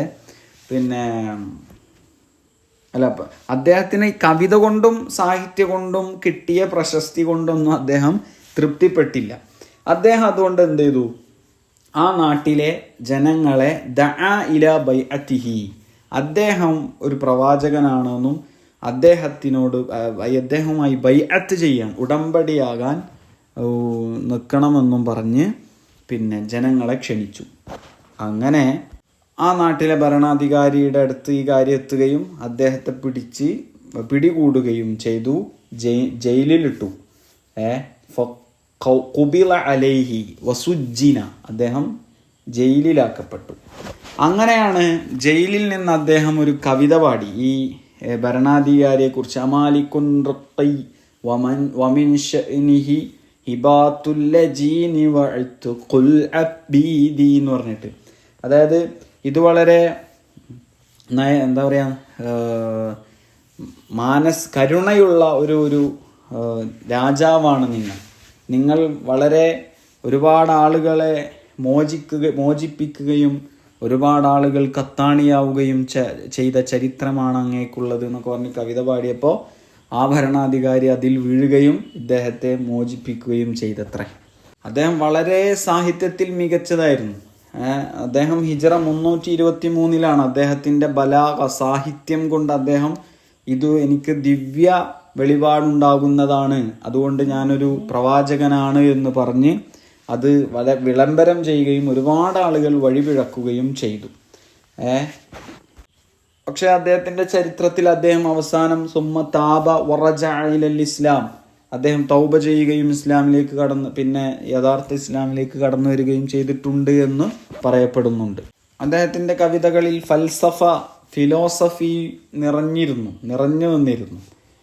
അതുപോലെ ഇദ്ദേഹത്തിന്റെ പ്രത്യേകത അത്തുലഖ ശിഅറ മിനൽ ഖുയൂദില്ലത്തി ഖയ്യദഹു ബിഹൽ ഖുദമാ, പൂർവിക കവിമാർ കവിതകൾക്ക് നിശ്ചയിച്ചിരുന്ന ചില മാനദണ്ഡങ്ങൾ, ചില ഊരാക്കുടുക്കുകൾ പൊട്ടിച്ചെറിഞ്ഞ് പുതിയ ഒരു രൂപത്തിലേക്കും ഭാവത്തിലേക്കും കവിതയെ കൊണ്ടുപോയ ഇമാമു ത്വരീഖത്തുൽ ഇബ്തിദാഇയ്യ ഫി ശഅരിൽ അറബി, അറബി കവിതയിൽ നൂതനമായൊരു കവിതാ പാടവം, കവിതാരൂപം, കവിതാ സ്റ്റൈൽ അതുണ്ടാക്കി തീർത്ത അതിൻ്റെ ആ ഒരു പ്രോസസ്സിൻ്റെ ഇമാമായി ഇദ്ദേഹം അറിയപ്പെടുന്നുണ്ട്. എത്രത്തോളം എന്ന് വെച്ചാൽ ഇബ്നു ഖൽദൂൻ എന്ന പ്രസിദ്ധനായ ചരിത്രകാരൻ്റെ കാലഘട്ടത്തിൽ അവിടുത്തെ ഷെയ്ഖുമാർ വളരെ വലിയ പണ്ഡിതരൊക്കെ ഈ മുത്തനബീനെയും അതുപോലെ അബുൽ അലാഉൽ മഅരി എന്ന് പറയുന്ന ഒരു കവിയുണ്ട്, അദ്ദേഹത്തിനെയൊന്നും ലാ യറൗന മിന ശുഅറാ കവികളിൽ തന്നെ പെടുത്തിയിരുന്നില്ല. കാരണം ലിഅന്നഹുമാ ലം യജ്രി അലാ അസാലിബിൽ അറബി അറബികളുടെ കവിമാരുടെ സ്റ്റൈലിൽ ഇവർ നടന്നിരുന്നില്ല, അതായത് ഇവരുടെ കവിതകളൊന്നും ഉണ്ടായിരുന്നില്ല എന്ന കാരണമാണ് അതിനുള്ളത്. പിന്നെയുള്ള കവിയാണ് അബ്ബാസി കാലഘട്ടത്തിലെ പ്രസിദ്ധ കവിയിൽപ്പെട്ട ആളാണ് ഇബ്നുർ റൂമി. അലി ഇബ്നുൽ അബ്ബാസുർ റൂമി എന്നാണ് അദ്ദേഹത്തിൻ്റെ പേര്. ഓക്കെ, പിന്നെ അദ്ദേഹം വളരെ എന്താ പറയുക, ഒരു സ്വഭാവം കുറച്ച് വേറൊരു സ്റ്റൈൽ സ്വഭാവമുള്ള ആളായിരുന്നു. കാന ലയ്യിഖൽ അഖ്ലാഖ് മുതശായിമൻ മുതതയ്യിറൻ, നന്നായി പക്ഷിശാസ്ത്രവുമായി ബന്ധപ്പെട്ട കാര്യങ്ങളിൽ ഏർപ്പെടുകയും പിന്നെ ദുശഗുണത്തിൽ വിശ്വസിക്കുന്ന ഒക്കെ ആളായിരുന്നു. മുതശായിമ മുതതയ്യിർ. ഓക്കെ, ബീസുൽ ലിസാൻ നാവ് വളരെ മോശവും, ഷദീദുൽ ഹജാ പരിഹാസം നന്നായി ചെയ്യുന്ന ആളൊക്കെ ആയിരുന്നു. എത്രത്തോളം എന്ന് വെച്ചാൽ ഈ ഹജാഇൻ്റെ കാരണം കൊണ്ടാണ് അദ്ദേഹം മരിച്ചത് തന്നെ. അതെന്താ അതിൻ്റെ കഥ എന്ന് വെച്ചാൽ, ഖാസിം ഇബ്നു അബ്ദുല്ല എന്ന് പറയുന്ന ഒരു മന്ത്രി ഉണ്ടായിരുന്നു. അദ്ദേഹത്തിന് ഇയാൾ നിരന്തരം ഹജായ് ചെയ്തുകൊണ്ടിരുന്നു കവിതയിലൂടെ. അങ്ങനെ ഈ ഖാസിം ഇബ്നു അബ്ദുല്ലാന് ദേഷ്യം പിടിച്ചു. ഫഗളിബൽ വസീർ വഅത്അമഹു തആമൻ മസ്മൂമൻ, അദ്ദേഹത്തെ മെല്ലെ ചുളുവിൽ വിളിച്ചു വരുത്തിയിട്ട് വിഷം കലർത്തിയ ഭക്ഷണം കൊടുത്ത് കൊന്നു കളഞ്ഞു. ഇബ്നുർ റൂമി അങ്ങനെയാണ് മരണപ്പെട്ടത്. ഇദ്ദേഹത്തിൻ്റെ കവിതയുടെ പ്രത്യേകത തഫ്ലീലുഹുൽ മാന അലൽ ലഫ്ലി, മാനക്കാണ്, ആശയത്തിനാണ് ലഫ്ലിനേക്കാൾ പ്രാധാന്യം കൽപ്പിച്ചത്. ഓക്കെ, പിന്നെ അദ്ദേഹത്തിന് ഒരു കവിത ദീവാന് തന്നെ ഉണ്ട്. അദ്ദേഹത്തിൻ്റെ കവിതയിൽ തത്വചിന്ത ഹിക്മകൾ നിറഞ്ഞു എന്നിരുന്നു. അറാഫല്ലമാലിൽ മർഇദാ അല്ലി ഇർലിഹി കമാ അന്ന ഫല്ലസാദിദാ അല്ലി ജിസ്മിഹി, കൂടുതൽ ഭക്ഷണം പിന്നെ ശരീരത്തിന് രോഗം വരുത്തി തീർക്കും, ദോഷകരമാണ് എന്നതുപോലെ കൂടുതൽ പണം അഭിമാനത്തിന് ദോഷം ചെയ്യും. അതായത് അഭിമാനത്തിന് ദോഷം ചെയ്യണ പല കാര്യങ്ങളും കൂടുതൽ പൈസ ഉണ്ടായാൽ അവനക്ക് ചെയ്യാൻ തോന്നും എന്നാണ് കവി ഉദ്ദേശിച്ചത്. ഓക്കെ, അപ്പോൾ സാമൂഹ്യ വിമർശനവും പിന്നെ ഇതിൽ അദ്ദേഹത്തിൻ്റെ അബ്ദഅഫി വസ്ഫിൽ അഖ്ലാഖി വൽ അവാത്തിഫി, അദ്ദേഹം മനുഷ്യൻ്റെ മാനസിക വേദനയും മനുഷ്യൻ്റെ മാനസിക ആഭ്യന്തര വ്യഥയും ഒക്കെ കവിതയിലൂടെ അദ്ദേഹം പരാമർശിക്കാൻ ശ്രമിച്ചിട്ടുണ്ട്. ഓക്കെ, കവിമാരെ കുറിച്ച് പറഞ്ഞു. ഇനി അസ്ബാബു തതവ്വുരി ശഅരി ഫിൽ അസ്റിൽ അബ്ബാസി, അബ്ബാസി കാലഘട്ടത്തിലെ കവിതയുടെ വളർച്ചയ്ക്ക് കാരണമായ സംഭവങ്ങളാണ്. കാരണമായ ഘടകങ്ങൾ പ്രധാനപ്പെട്ട നേരത്തെ പറഞ്ഞ പോലെ അസ്സഖാഫത്തുൽ അജ്നബിയ, ഒരു ഫോറിൻ കൾച്ചർ ഈ അബ്ബാസി കാലഘട്ടത്തിൽ സ്വാധീനിച്ചു. തർജുമത്തുൽ ഫൽസഫത്തി വൽ ഉലൂം, അതായത് ഗ്രീക്ക് ശാസ്ത്രങ്ങളും തത്വശാസ്ത്രങ്ങളും ഫിലോസഫികളും ഒക്കെ അറബിയിലേക്ക് ട്രാൻസ്ലേറ്റ് ചെയ്യപ്പെട്ടു. അതുപോലെ ഇസ്തിഹാറു സഖാഫത്തി വൽ മദാരിസ്, മദ്രസകളും ഒരുപാട് പഠനശാലകളും നേരത്തെ പറഞ്ഞ പോലെ അൽ മആഹിദു തഅലീമിയ, എഡ്യൂക്കേഷണൽ ഇൻസ്റ്റിറ്റ്യൂഷൻസും ബൈത്തുൽ ഹിക്മ പോലെ പിന്നെ അബ്ബാസിയ കാലഘട്ടത്തിൽ സ്ഥാപിച്ച ബൈത്തുൽ ഹിക്മ പോലെയുള്ള സംഭവങ്ങളൊക്കെ ഇതിനെ സ്വാധീനിച്ചു. അതുപോലെ റിആയത്തുൽ ഖുലഫാഇ ലിശ്ശുഅറ, ആ കാലഘട്ടത്തിലെ ഖലീഫമാർ കവികളെ നന്നായി പരിഗണിച്ചു സംരക്ഷിച്ചു എന്നത് ഒരു ഘടകമാണ്. പിന്നെ തഅദ്ദുദുൽ അറാഖി വൽ ലുഗാത്ത്, ഒരുപാട് ഭാഷകളും ഒരുപാട് സംസ്കാരങ്ങളും അവിടെ എണ്ണാതീതമായി വളരെ വർദ്ധിച്ചു വന്നു എന്നതും തതവ്വുർ ശിഅർ ഫിൽ അസ്റിൽ അബ്ബാസിയുടെ കാരണങ്ങളിൽപ്പെട്ടതാണ്. അസ്റുൽ അബ്ബാസി എന്നത് ഹുവ അസ്റുൽ ഇബ്ദാഇ വത്തജ്ദീദി ഫി ശിഅറിൽ അറബിയാണ്.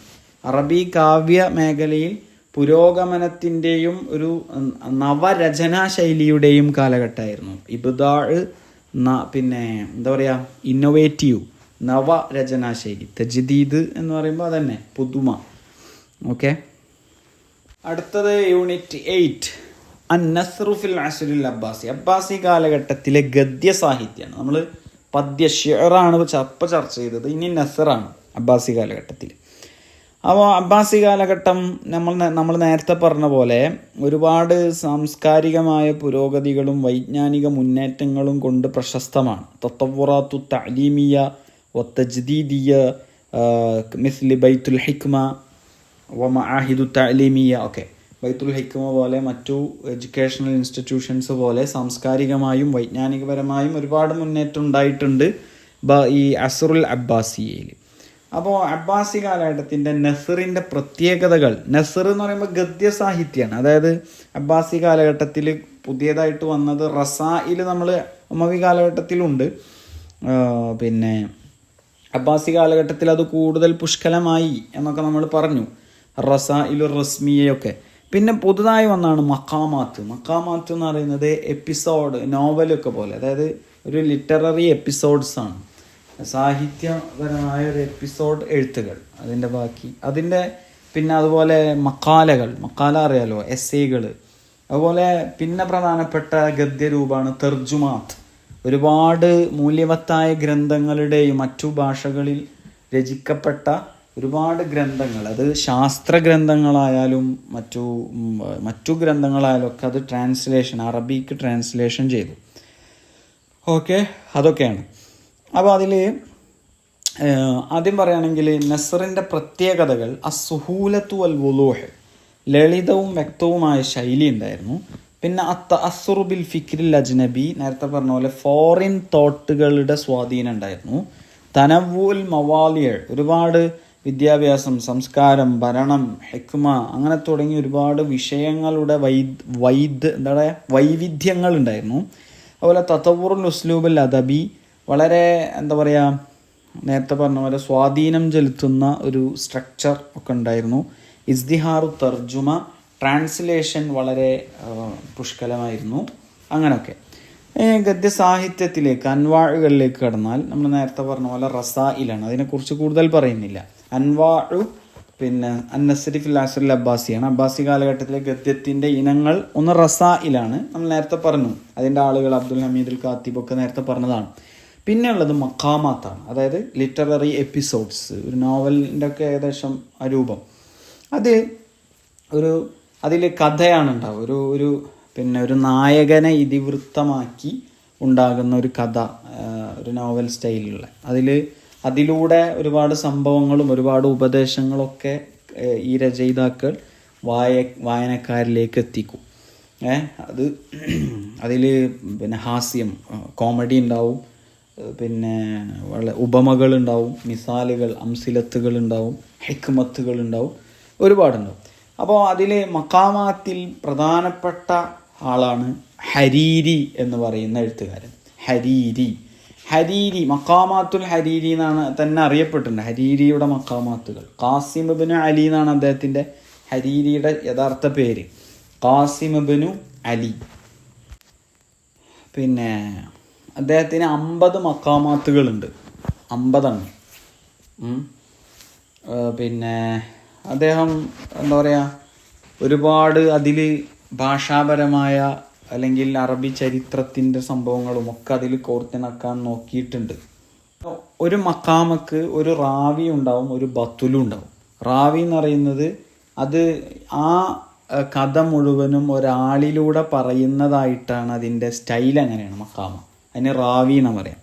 പിന്നെ ബത്തുൽ എന്ന് പറയുന്നത് പ്രധാന നായകൻ. അപ്പോൾ ഈ ഹരീരിയുടെ മക്കാമാത്തിൻ്റെ റാവി ഹാരിസ് ഇബ്നു ഹുമാമും ബത്തുല് നായകൻ അബൂ സൈദു സെറൂജി ആയിരുന്നു. ഓക്കെ, അങ്ങനെ ആണ് അദ്ദേഹത്തിൻ്റെ മക്കാമാത്തുകൾ ഉണ്ടായിരുന്നത്. ഔഹാമുൽ ഖവാസ്, ദുർറത്തുൽ ഖവാസുഫി ഔഹാമുൽ ഖവാസ്, പിന്നെ മിൽഹത്തുൽ ഇറാബ്, ദീവാനു റസായിൽ, ഇതൊക്കെ അദ്ദേഹത്തിൻ്റെ ഗ്രന്ഥങ്ങളാണ്. ഓക്കെ, അദ്ദേഹത്തിൻ്റെ മക്കാമത്തുകൾ വളരെ പ്രസിദ്ധമാണ്. മക്കാമത്തുൽ ബഗ്ദാദിയുണ്ട്, മക്കാമത്തുൽ ഹറാമിയുണ്ട്, അങ്ങനെ തുടങ്ങിയ ഒരുപാട് മക്കാമകൾ അദ്ദേഹത്തിനുണ്ട്. സാഹിത്യത്തിലും പിന്നെ ആലങ്കാരിക പ്രയോഗങ്ങളിലൊക്കെ വളരെ ഉന്നതിയുടെ പടവുകൾ താണ്ടിയ മക്കാമകളാണ് അദ്ദേഹത്തിൻ്റെ. ഈ കാര്യം ഇങ്ങനെയൊക്കെ ആണെങ്കിലും ഈ ഫന്ന് ആദ്യമായി കൊടുന്നത് ഹരീരി അല്ല, ഹമദാനി എന്ന് പറയുന്ന വേറൊരു എഴുത്തുകാരനാണ്. അദ്ദേഹമാണ് മഖാമാത്തിൻ്റെ ഒരു സ്ഥാപകൻ എന്ന് വേണമെങ്കിൽ തന്നെ പറയാം, ഹമദാനി. വഹുവ അവ്വലുമൻ അജാദ ഹാദൻ നൗ എന്നാണ്. ഈ ഇനം ആദ്യമായി ഉണ്ടാക്കിയത് അദ്ദേഹമാണ്. ബദീഉസ്സമാനിൽ ഹമദാനി എന്ന അദ്ദേഹത്തെ വിളിക്കാം. അഹ്മദ് ഇബ്നുൽ ഹുസൈൻ എന്നാണ് അദ്ദേഹത്തിൻ്റെ മുഴുവൻ പേര്. ഓക്കെ, ഇദ്ദേഹത്തിൻ്റെ ശേഷമാണ് ഹരീരി വന്നത്. ഓക്കെ, പിന്നെ ഇദ്ദേഹത്തിന് 400ഓളം മക്കാമത്തുകളുണ്ട് അത്രേ. ആർക്ക്? ഹമദാനിക്ക്. ഇസ്തഹറബി ഖുവ്വത്തിൽ ഹാഫിള, വളരെ മെമ്മറി പവർ കൊണ്ട് ഇദ്ദേഹം പ്രസിദ്ധനാണ്. ലഹു മഖാമാത്തുൻ തുഅറഫു ബിസ്മിഹി, അദ്ദേഹത്തിൻ്റെ പേരിൽ അറിയപ്പെടുന്ന നിരവധി മഖാമകൾ അദ്ദേഹത്തിനുണ്ട്. വഹുവ അഖ്ദമു കുത്താബിൻ ഫി ഹാദൽ ഫന്നി, അല്ലെങ്കിൽ അഖ്ദമു കിതാബിൻ ഫി ഹാദൽ ഫന്നി, അദ്ദേഹത്തിൻ്റെ മഖാമയാണ് ഈ മേഖലയിലെ ആദ്യ ഗ്രന്ഥം എന്ന് വിശേഷിപ്പിക്കാം. അദ്ദേഹത്തിൻ്റെ റാവി, നമ്മൾ നേരത്തെ പറഞ്ഞ പോലെ അദ്ദേഹത്തിൻ്റെ മഖാമയുടെ റാവി ഈസ ഇബ്നു ഹിഷാം എന്ന് പറയുന്ന ആളും ബത്തുല് അബുൽ ഫത്തഹുൽ ഇസ്കന്ദരി എന്ന് പറയുന്ന ആളുമാണ്. ഓക്കെ, അദ്ദേഹത്തിന് മഖാമത്തുൽ ഹെർസിയയുണ്ട്, മഖാമത്തുൽ മുളരിയയുണ്ട്, മഖാമത്തുൽ ഹംരിയയുണ്ട്, മഖാമത്തുൽ മുലൂക്കിയയുണ്ട്. ഇതൊക്കെ അദ്ദേഹത്തിൻ്റെ മഖാമകളാണ്. മഖാമ എന്ന് പറഞ്ഞല്ലോ ലിറ്റററി എപ്പിസോഡ്സ്, ഒരു നോവൽ സ്റ്റൈൽ. ഓക്കെ, പിന്നെ ഈ കാലഘട്ടത്തിൽ നമ്മൾ നേരത്തെ സൂചിപ്പിച്ചു പോയ ജാഹിദ്, അബ്ദുല്ലാഹിബ്നു മുഖഫഅ്, അതുപോലെ ഇബ്നുൽ അമീദുൽ കാത്തിബ്, സ്വാഹിബ് ഇബ്നു ഇബാദ്, ഖാളി ഫാളിൽ, ഇങ്ങനെ തുടങ്ങിയ വളരെ പ്രഗത്ഭരും പ്രശസ്തരുമായ എഴുത്തുകാരും ഈ അസ്റുൽ അബ്ബാസി നസ്ർ സാഹിത്യത്തിൽ വരും. ആ മേഖലയിൽ അവർ ആ ഒരു ഭാഗത്തിലൂടെ കടന്നു വരുന്നതാണ്. ഇബ്നുൽ മുഖഫഇനൊക്കെ ഓർമ്മ ഉണ്ടല്ലോ അല്ലേ? നേരത്തെ പറഞ്ഞ നമ്മളെ പിന്നെ ഖലീലാവദീനയുടെ എഴുത്തുകാരനാണ്. ഈ ട്രാൻസ്ലേഷനിൽ നമ്മൾ ഒരു ഇനം പറഞ്ഞല്ലോ, അതായത് നസറിലെ ഒരു ഇനാണ്. മക്കാമകൾ പറഞ്ഞു, എസ്സേകൾ പറഞ്ഞു, തർജുമയിൽ ആ അണ്ടറിൽ വരുന്ന എഴുത്തുകാരനാണ് ആര്?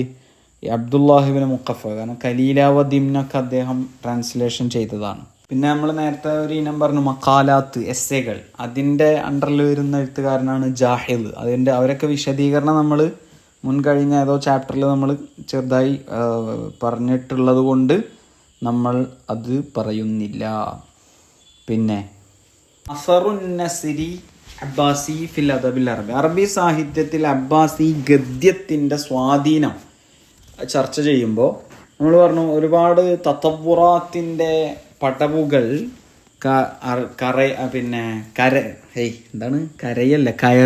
കയറാൻ ഇത് കാരണമായി.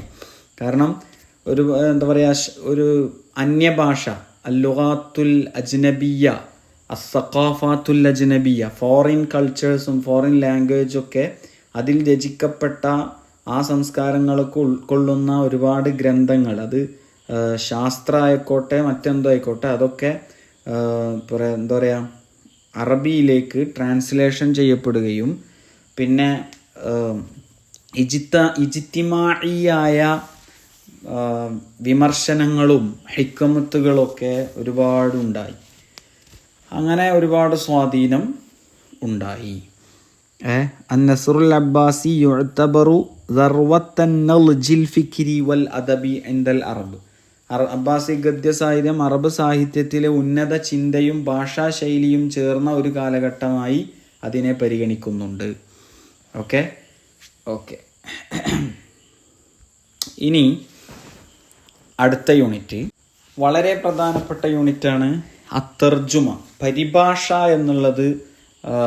പിന്നെ എങ്ങനെയാണ് കൈഫ തഅസ്സറത് ഫിൽ അദബിൽ അറബി, അറബി സാഹിത്യത്തിൽ എങ്ങനെയാണ് അത് സ്വാധീനം ചെലുത്തിയത്.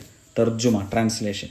അതിൻ്റെ മുഖദ്ദിമയിൽ പറയുന്നത് അത്തർജുമ ഫിൽ ലുഗ, ഭാഷയിൽ തർജുമയെ ഹിയ നഖലുൽ കലാമി മിൻ ലുഗത്തിൻ ഇലാ ലുഗത്തിൻ ഉഖ്റ മഅൽ ഹിഫാളി അലൽ മാന, ആശയം പിന്നെ ചോരാതെ ഒരു ഭാഷയിൽ നിന്ന് മറ്റൊരു ഭാഷയിലേക്ക് കലാമിനെ പിന്നെ എന്ത് ചെയ്യുക, നീക്കുന്നതിനാണ്, നഖല് ചെയ്യുന്നതിനാണ് ട്രാൻസ്ലേഷൻ എന്ന് പറയുക.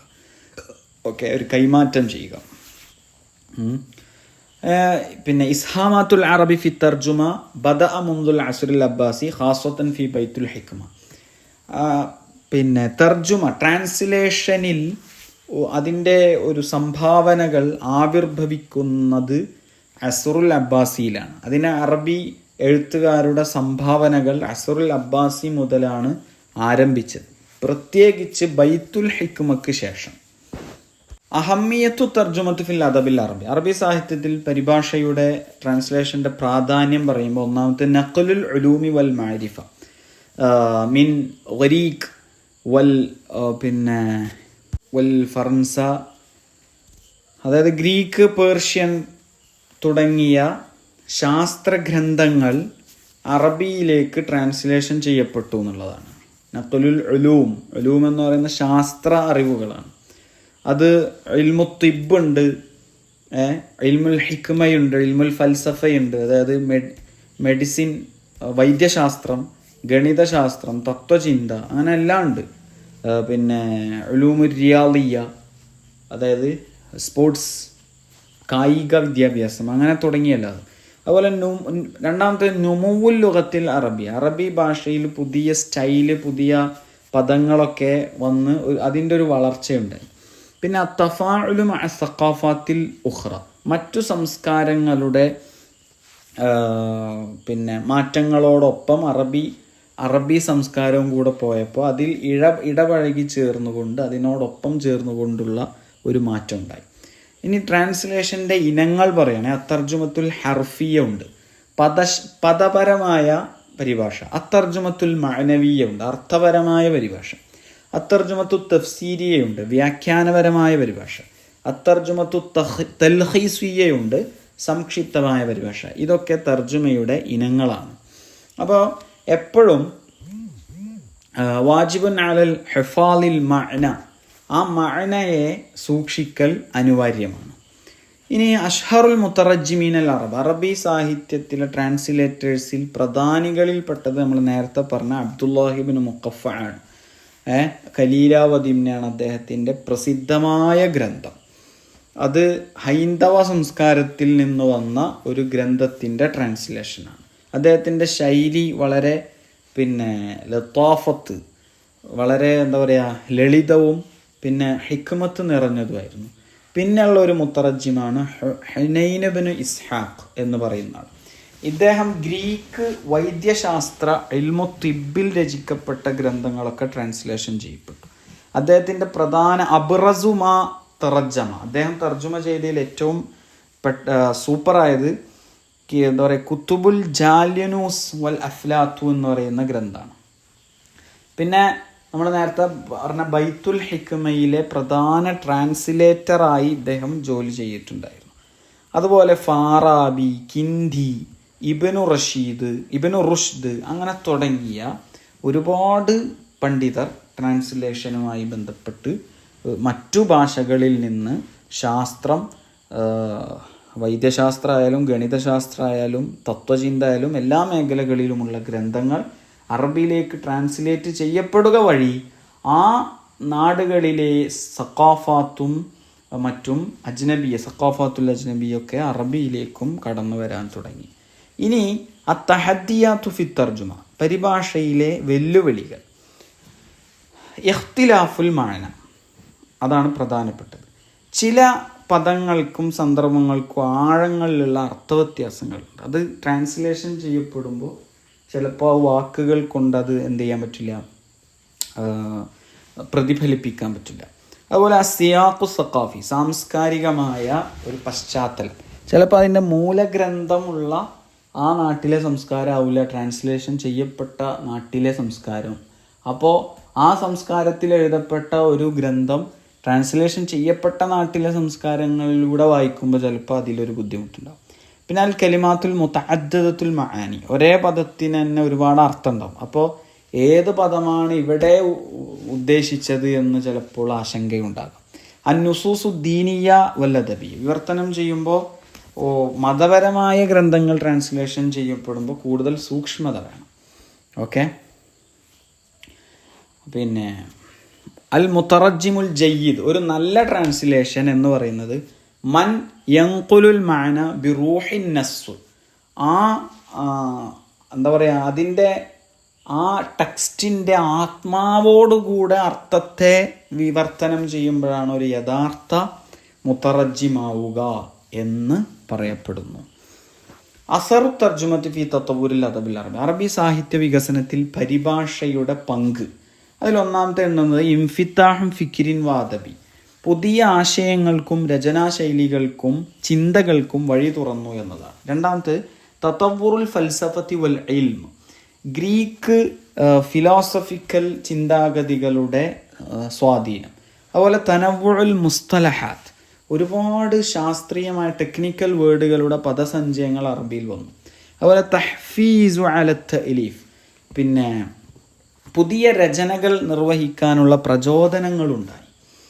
കാരണം ട്രാൻസ്ലേഷനിലൂടെ പുതിയ വിഷയങ്ങളും അതുപോലെ പുതിയ ഗ്രന്ഥങ്ങളൊക്കെ ട്രാൻസ്ലേഷൻ ചെയ്യപ്പെടുമ്പോൾ അറബിയിൽ ഗ്രന്ഥങ്ങൾ കൂടുകയാണ്. പിന്നെ അപ്പോൾ അത്തർജുമ ഹിയ ജിസ്റുൻ ബൈനൽ ഹലാറത്തി വസ്സഖാഫത്ത്, പരിഭാഷ എന്ന് പറയുന്നത് വ്യത്യസ്ത സംസ്കാരങ്ങൾ തമ്മിലുള്ള, നാഗരികതകൾ തമ്മിലുള്ള ഒരു പാലമാണ് എന്ന് പറയാം. അത്തർജുമത്തു അസറത്ത് ഫിൽ അദബിൽ അറബി ബിശക്ലിൻ അമീഖ്, വളരെ ആഴമേറിയ സ്വാധീനമാണ് അറബ്യൻ സാഹിത്യത്തിൽ ട്രാൻസ്ലേഷന് ഉണ്ടായത്. അടുത്തത് നമ്മൾ അവസാന ചാപ്റ്ററാണ്, യൂണിറ്റ് 10 അൽ മുവശഹാത്ത്. മുവശഹാത്ത് എന്ന് പറയുന്നത് വളരെ ആധുനിക കാലഘട്ടത്തിൽ കവിതയ്ക്ക് വന്നൊരു പുതിയ രൂപത്തിലുള്ള ഒരു കവിതയാണ്. A new style of the poem. ഒരു എന്താ പറയുക, ഒരു ത്വരീഖുൻ ജദീദുൻ വമുബ്ദഉൻ എന്നാണ്. ഒരു പുതിയൊരു സ്റ്റൈല്. അതായത് ഇത് ഉന്തുലുസി, സ്പെയിൻ കാലഘട്ടം, അൽ അസുറുൽ ഉന്തുലുസി, സ്പെയിൻ കാലഘട്ടത്തിൽ പിറന്ന ഒരു ഒരു കാവ്യരൂപമാണ്. പക്ഷെ എന്താ വ്യത്യാസം, ഇത് മുവശഹാത്ത് കവിത എന്ന് പറയുമ്പോൾ അത് അതിനൊരു മ്യൂസിക്കൽ ടോണ്, ഒരു സംഗീതപരമായ ഒരു കവിതയും എന്നാൽ സംഗീതവും കൂടെ ഒരുമിച്ച് കലർന്ന കവിതാരൂപമാണ്. നമ്മളെ കവിത എന്ന് പറയുന്നത് ഒരു പാട്ട് പോലെയുള്ള കവിതയാക്കി ഡാൻസൊക്കെ ചെയ്യാൻ പറ്റുന്ന കുറച്ചും കൂടെ ഒരു ഇന്നോവേറ്റീവായ രൂപത്തിലുള്ള കവിതയാണ് മുവശഹാത്ത്. അത് പിന്നെ അതിൻ്റെ മുവശഹ് എന്ന വാക്കിൻ്റെ അർത്ഥം പറയുന്നത് വിഷാഹ് എന്ന അറബി പദം, സീന, ഭംഗി, അലങ്കാരം എന്നൊക്കെയാണ് ആ അർത്ഥം. അപ്പോൾ വിഷാഹ് എന്ന് പറയുന്നത് ഭംഗി, അലങ്കാരം. അപ്പോൾ മുവശഹ് എന്ന് പറഞ്ഞാൽ ആലങ്കാരികമായി ധരിച്ചത്, ഭംഗിയുള്ള ധരിച്ചത് എന്നൊക്കെയാണ് അതിൻ്റെ വാക്കർത്ഥം. അതിൽ നിന്നാണ് മുവശഹാത്ത് എന്ന പേരുണ്ടായത്. ഇത് പിറവി ഉണ്ടാവാനുള്ള കാരണം തഅസ്സുറുൽ ഉന്തുലുസീന ബിൽ മൂസിക്കി, സ്പെയിൻ ജനതയ്ക്ക് മ്യൂസിക്കിനോടുള്ള ഭ്രമമാണ്, സംഗീതത്തോടുള്ള സ്നേഹമാണ്. അതുപോലെ മുഖാലഫത്തു ഷിഅരി തഖ്ലീദി, പരമ്പരാഗതമായ കവിതയ്ക്ക് ഒരു ഭിന്ന രൂപം വേണമെന്നും ഒരു പുതിയ ശൈലി ആവശ്യമാണ് എന്നും ജനങ്ങൾക്ക് തോന്നുന്നതും ആസ്വാദനത്തിന് കൂടുതൽ പ്രാമുഖ്യം കൊടുത്തതുമാണ് ഇതിൻ്റെ മുവശഹാത്തിൻ്റെ പിറവിക്ക് കാരണം. അസ്ബാബു നഷ്അത്തിൽ മുവശഹാത്ത്. ഓക്കെ, അടുത്തത് ഒരു കാരണം ഇൻസിജാമു മഅൽ അൽഹാൻ, സംഗീതത്തോട് ഇത് യോജിച്ചു പോകും, ഒരു മ്യൂസിക്കൽ ബാക്ക്ഗ്രൗണ്ടോടുകൂടെ പാടാൻ പറ്റുന്ന അതാണ്. പിന്നെ തഅബീറുൻ ഹയാത്തിൽ ഹദരിയ, വളരെ നാഗരികമായ ജീവിതം വളരെ പ്രതിഫലിപ്പിക്കാൻ പറ്റിയ ഒരു രൂപമാണത്രേ മുവശഹാത്ത്. അങ്ങനെ അതൊക്കെയാണ് മുവശഹാത്തിൻ്റെ ആ ഒരു പുതിയ കാവ്യശൈലിക്ക് പിറവി കൊള്ളാനുള്ള കാരണം. മുവശഹാത്തിൻ്റെ ഹസ്വായിസുൽ മുവശഹാത്ത്. ഒന്ന് മൗസൂനത്തുൻ വ മുഗന്നാത്തുൻ, താളത്തിനും സംഗീതത്തിനും അനുയോജ്യമായി കോർത്തിണക്കപ്പെട്ടതാണ്. തഅദ്ദുദുൽ ഖവാഫി വൽ ഔസാൻ, ചില കവിതകൾക്ക്, അറബി കവിതകൾക്ക് ഒരു ഫിക്സഡ് ടോണുകളും ഫിക്സഡ് റൈമുകളും ഉണ്ടായിരുന്നു. അതൊക്കെ മാറ്റി ഒരുപാട് അതിൽ നിന്നൊക്കെ വ്യത്യസ്തമായ ഒരുപാട് റൈമുകൾ, കവിതയിൽ റൈം അറിയാലോ, റൈമും അതിൻ്റെ മീറ്ററുകളും അതിൻ്റെ സ്റ്റൈലൊക്കെ ഒരുപാടുണ്ടായി. പിന്നെ ലുഗത്തുൻ ജമീല വ സുഖ്റുഫിയ, ഭംഗിയുള്ള പദങ്ങൾ, അലങ്കാരമുള്ള പദങ്ങളാണ് യൂസ് ചെയ്തത്. പിന്നെ മവാലിഉൻ ആതിഫിയ വജ്തിമാഇയ, പ്രണയം, പ്രകൃതി, ആഘോഷങ്ങളൊക്കെയാണ് മുവശ്ശഹാത്തിൽ വിഷയങ്ങളായി ഉണ്ടായിരുന്നു. ഓക്കെ, അങ്ങനെ. പിന്നെ അൽ ബിനാ ഉൽ ഫന്നിയുലിൽ മുവശ്ശഹ്, മുവശ്ശഹ് എന്ന കൃതി, ആ ഒരു ഘടന, അതിൻ്റെ പൊതുവായ ഒരു എടുപ്പ്, അതിൻ്റെ ഒരു ഘടന എന്താണെന്ന് വെച്ചാൽ ആദ്യം അതിൻ്റെ മത്തുല ഉണ്ടാവും, അതിൻ്റെ ആദ്യ ഭാഗം, പിന്നെ ബൈത്ത് കാവ്യവാക്യങ്ങൾ, പിന്നെ ഖഫല് ഓരോ ഭാഗത്തിനും ഓരോ അവസാന വരികളുണ്ടാവും, പിന്നെ അൽ ഖർജ എന്ന് പറയും, അതായത് അവസാന ഭാഗം സാധാരണ ഭാഷയിൽ ജനങ്ങളുടെ ഭാഷയിൽ എന്തെങ്കിലും ഒന്ന് പറയും. അതാണത്രേ പിന്നെ മുവശ്ശഹാത്തിൻ്റെ ഘടന. മുവശ്ശഹാത്തിൽ പ്രധാനപ്പെട്ട കവിമാരാണ് ഇബ്നു സുഹർ, ഇബ്നു സഹിലുൽ അന്ദലുസി, പിന്നെ ഇബ്നുൽ ഖത്തീബ്, അങ്ങനെയൊക്കെയുള്ള കവിമാർ. ലിസാനുദ്ദീൻ എന്നാണ് ഇബ്നുൽ ഖത്തീബിൻ്റെ അറിയപ്പെട്ടിരുന്ന പേര്, മതത്തിൻ്റെ നാവ്. ആൻഡലൂസിയൻ കവിയാണ്, സാഹിത്യകാരനാണ്. ഒരുപാട് ഭംഗിയുള്ള വൊക്കാബുലറീസും പ്രണയഭാവങ്ങളും, ആത്തിഫ എന്നാണ് പ്രണയഭാവങ്ങൾക്ക് പറയുക, അതൊക്കെ ഉണ്ടായിരുന്നു. ഇബ്നു സഹലുൽ അന്ദലുസി, അദ്ദേഹത്തിൻ്റെ മറ്റൊരു പേരാണ് ഇബ്നു സുഹർ. അദ്ദേഹം മുഖ്യമായും സഖാഫത്തുൽ ഹലരിയ നാഗരിക സംസ്കാരികളെ പ്രതിനിധീകരിച്ച്, അതുപോലെ ഈ പ്രകൃതിയെ വർണ്ണിച്ചൊക്കെ അദ്ദേഹം പാടിയിട്ടുണ്ട്. അപ്പോൾ തഖ്ലീദിയായ കവിതകളും മുവശ്ശഹായ കവിതകളും തമ്മിലുള്ള വ്യത്യാസങ്ങൾ ചോദിച്ചാൽ അൽ ഫർഖു ബൈന ശഅരി തഖ്ലീദി പറഞ്ഞാൽ പരമ്പരാഗത കവിതകൾ, വൽ മുവശ്ശഹായ കവിതയും തമ്മിലുള്ള വ്യത്യാസങ്ങൾ, ഒന്ന് അതിൻ്റെ ടോണാണ്, വസ്നുൻ ഖാഫിയയിലൊക്കെയാണ്. അതായത് ഷെറു തഖ്ലീദിയിൽ വസ്നുൻ വാഹിദുൻ വ ഖാഫിയത്തുൻ മുവഹദത്തുൻ, ഒരു നിശ്ചിതമായ ഒരു ടോൺ, ഒറ്റ ടോണും ഒറ്റ സംഭവമായിരുന്നു. പക്ഷെ മുവശ്ശഹാത്ത് പിന്നെ മുതഅദ്ദിദായി, വസ്നുൻ മുതഅദ്ദിദ വ ഖവാഫിൻ മുതഗയ്യിറ, വ്യത്യസ്തമായ ടോണുകളും റൈമുകളും അതിൻ്റെ മീറ്ററുകളൊക്കെ ഒരുപാടായി. പിന്നെ ഷെറു തഖ്ലീദിയയിൽ അതിനൊരു സ്ഥിരമായൊരു ശൈലി ഉണ്ടാവും. പക്ഷേ മുവശ്ശഹാത്തിൽ മൂസിഖിയായ ഒരു സ്റ്റൈലാണുള്ളത്, മുറന്നത്തുൻ മൂസിഖിയ. ഓക്കെ, അതിൻ്റെ വിഷയങ്ങളിലുള്ള വ്യത്യാസങ്ങളും. അപ്പോൾ മുവശ്ശഹാത്ത് പറഞ്ഞാൽ ഹിയ നൗഉൻ ഖാസും മിന ശഅരിൽ അറബി നശഅ ഫിൽ ഉന്ദുലുസ്. ഉന്ദുലുസ് പറഞ്ഞാൽ സ്പെയിനിൽ ഉത്ഭവിച്ച കവിതാ സാഹിത്യത്തിൻ്റെ പ്രത്യേക ഇനാണ് മുവശ്ശഹാത്ത്. മുവശ്ശഹാത്ത് എന്താന്ന് ചോദിച്ചാൽ അങ്ങനെ പറയാം. പ്രത്യേകത ചോദിച്ചാൽ മ്യൂസിഖിയ ഉണ്ട്, ദാത്തു സുഖ്റുഫത്തിൻ ലഫ്ലിയ, പദപരമായ ആലങ്കാരികതയുണ്ട്, മവാലിഉഹ റൊമാൻസിയ വ ത്വബീഇയ, വിഷയങ്ങൾ റൊമാൻറ്റിക് ഉണ്ട്, പ്രകൃതിയുമായി ബന്ധപ്പെട്ടുണ്ട്. പിന്നെ മുത്തനവ്വഅത്തുൽ ഔസാനു വൽ ഖവാഫി, അതിൻ്റെ റൈമുകൾ, ടൂണുകൾ, സ്റ്റൈലുകൾ, അതിൻ്റെ മീറ്ററുകളൊക്കെ വളരെ വ്യത്യാസമാണ് എന്ന് പറയാം. ഇതോടെ നമ്മുടെ യൂണിറ്റുകൾ അവസാനിച്ചിരിക്കുന്നു. നമ്മുടെ പ്രധാനപ്പെട്ട കീനോട്ട്സുകൾ, പോയിന്റുകൾ പറഞ്ഞ് ഒരു ഓട്ടപ്രദക്ഷിണം കാഴ്ചവെച്ചതാണ്. ഹെൽപ്പ് ആകുമെന്ന് കരുതുന്നു. Okay, thank you.